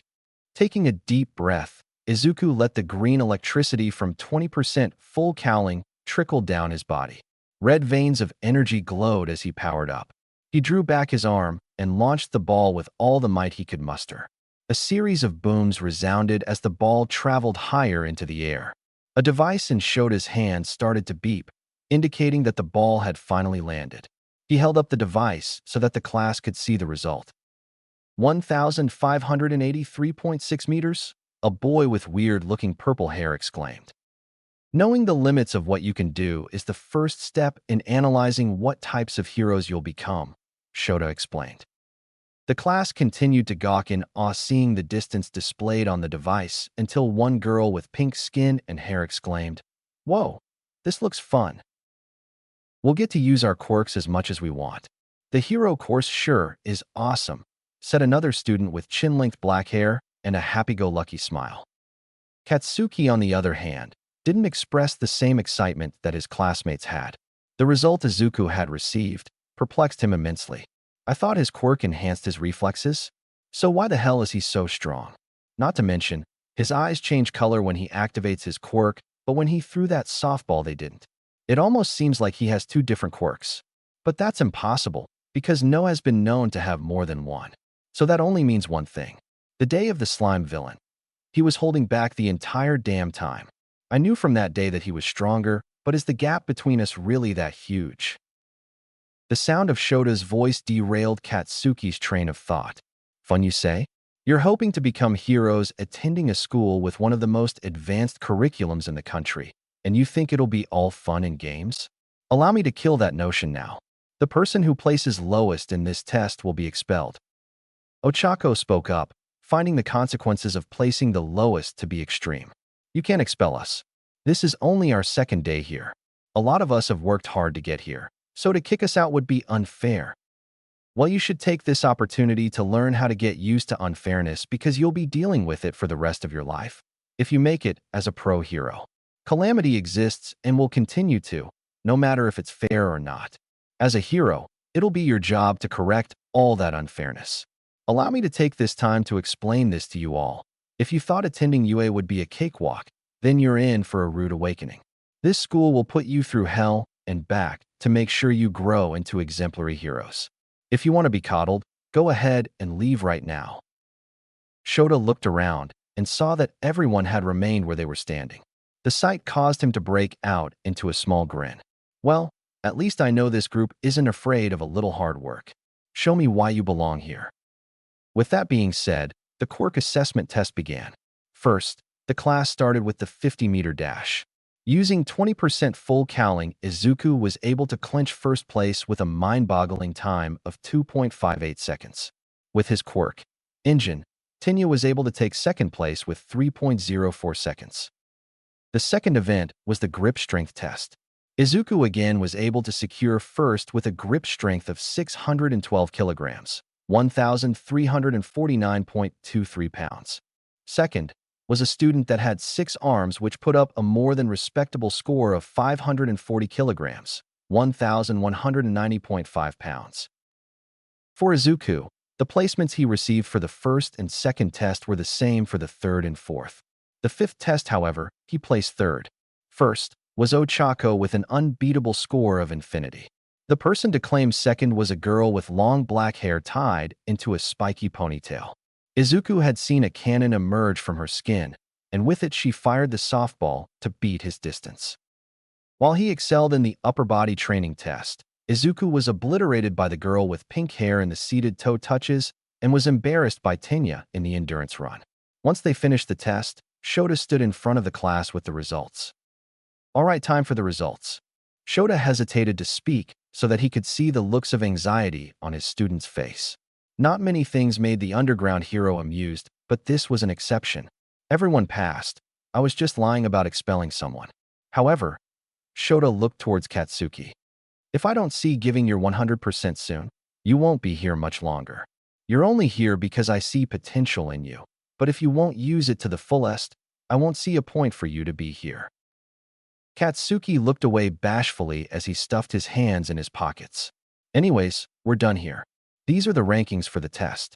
If you so desire, feel free to look at them, Shota said. Izuku looked at the projected screen and found his name at the number 1 spot. He felt himself swell with pride in knowing that his hard work had paid off. When it came to physical evaluation tests such as these, he never placed, wow, number 1. Well, congratulations, Izuku. Izuku turned around to the sight of a smiling Ochako. Thanks, but you did really good too, Ochako. I guess. It's just that 10th place doesn't feel all that impressive. I still think you did a fantastic job. Plus, I'm pretty sure no one in the school has had a softball throw of infinity. You definitely showed that you belong here. Ochako chuckled. You're probably right. Thanks. You know, you're really good at cheering people up. Just trying to be more like a certain person I look up to. All Might, right? How did you know? I could have been referencing anybody, Izuku stammered. Sorry, Izuku, but it's obvious, Ochako giggled. After the test, the class went to lunch. Izuku shoveled his food down due to him working up an appetite from the assessment. Seated beside him were Ochako and Tenya, who were also scarfing down their food. After swallowing, Ochako called Izuku's name to get his attention. He turned around with his eyes wide and his cheeks full of rice. A light hue of red graced Ochako's face. So adorable. She regained focus and asked him, Izuku, why didn't your eyes turn silver when you activated your quirk? I thought normally that's what happens. Izuku started to panic internally. Think. After swallowing his rice, he told her, my eyes only turn silver when my reflexes are enhanced. If I'm only using the strength portion of my quirk, my eyes remain the same color. Oh, okay. I didn't know you could pick and choose what specifically you wanted to be enhanced. I was always under the impression that everything was enhanced at once. You have quite the unique quirk, Midoriya, Tenya commented. I'll say, Ochako added. Izuku let out a sigh of relief, seeing that the answer had satisfied her. However, Katsuki had been eavesdropping on their conversation, and Izuku's explanation confirmed his suspicion. He really was holding back. After lunch, Izuku eagerly awaited the start of hero basic training. His face brightened once he saw his mentor and idol step through the door. I am coming through the door like a normal person. The voice of All Might boomed. The class erupted into conversation, seeing the number 1 hero walk into the classroom. All right, settle down. The class settled down as they were instructed. Welcome to Hero Basic Training. This class provides special training to mold you into heroes. All Might coughed in his hand before softly muttering. It also gives you a ton of credits as well. After an awkward silence made its way present, All Might once again spoke. Today, you'll be doing battle training. And for that, you'll need your costumes. A series of panels slid from the wall, revealing the class costumes. Yes, the class exclaimed. After you get changed, come out to ground beta in ranking order. The excitement Izuku had dissipated instantly. He was first, which meant that everyone would have been in the locker room as he was changing. The burns he had on his body would be hard to miss. As soon as All Might dismissed them, Izuku ran to the locker room to get changed before everyone got there. I guess he's pretty excited, huh? Said the student with dark blonde hair, attempting to get a few laughs from the class. Maybe having that same excitement would help you out, Kaminari, being 16th and all, said another student who had earphone jacks hanging off her earlobes. You're one to talk, considering I'm ranked higher than you, Jairu, Kaminari replied. You're only one rank above me. Also, I wasn't the one going on about how great I was just to end up near the bottom of the class. Touché, Kaminari said with a forlorn look on his face. In the locker room, Izuku put on his costume with haste, but he was also careful not to damage it. His costume hadn't been made by a support department. Rather, it was made by his mother. It was a symbol of her love and would be even if death separated them. After finally getting on his costume, Izuku looked at himself in the mirror. He had 2 green strands that protruded from the top of his costume, which took inspiration from All Might's hairstyle. Additionally, the respirator on his suit had a smile painted onto it, which mirrored the smile All Might always had. On the green suit, silver lines were painted down his arms and the sides of his body. He had poured out his heart to his mom on how guilty he felt of what he had done to Tao. He also told his mother the advice Krillin had given him about finding the silver lining. His mother agreed that it was sound advice, which probably influenced the silver lines painted on his costume. It was a reminder for him that as a hero, he would constantly have to make the best out of the worst. He walked out the locker room, oozing determination. However, it was unknown to Izuku that Tenya had arrived in the locker room shortly after he did. Not many things startled Tenya, but the gross amount of burns on his friend's body made him feel nauseous. Ready to get started, you bunch of newbies? All Might asked. The class didn't verbally respond, but just from their posture he was able to tell that they were. As the class waited for the training to start, they conversed amongst themselves. Izuku was admiring Tenya's suit, which looked like robotic knight armor, until he heard a voice call his name. Izuku, I like your costume. Overall, I'd say it's real practical looking, but those silver lines make it stand out. Recognizing the voice to be Ochako's, Izuku turned around to thank her for the compliment. However, his eyes nearly bulged out of his head once he saw her in costume. The bodysuit she wore hugged all her curves and left little to his imagination. Like a computer that had been infected with malware, Izuku felt his brain crash as he gawked at his friend. Hamuna, Hamuna, Hamuna. Izuku, don't look at me like that, it's embarrassing. When I submitted my costume design, I didn't realize they would make it skin tight, Ochako exclaimed. Well, I don't really think he's really complaining, am I right? Come on, gimme some.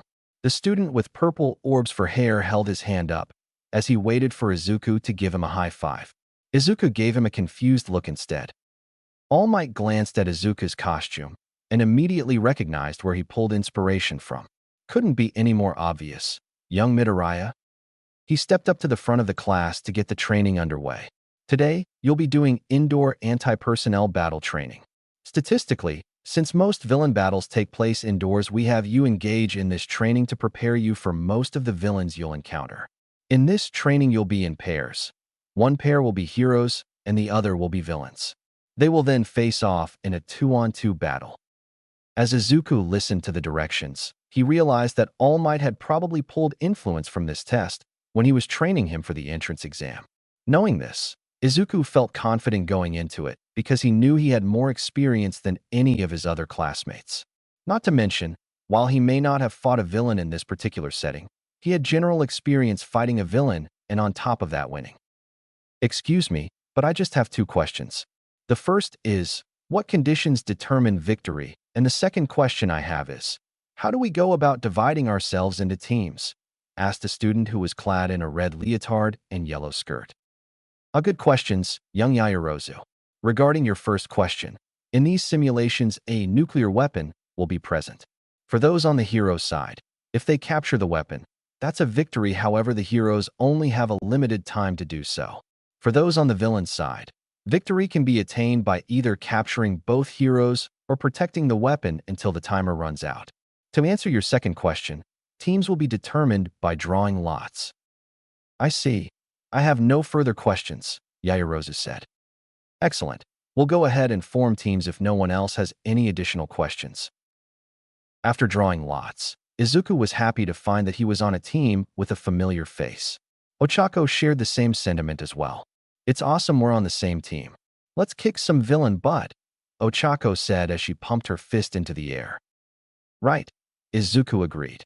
After the rest of the students had been partnered up, it was now time to determine the first match. All right, first up is Team A as the heroes and Team D as the villains, All Might exclaimed. Izuku sobered up from the excitement as he realized just who was on Team D. For the first time, in a while he would be face to face with Katsuki. No longer was this just a mock battle.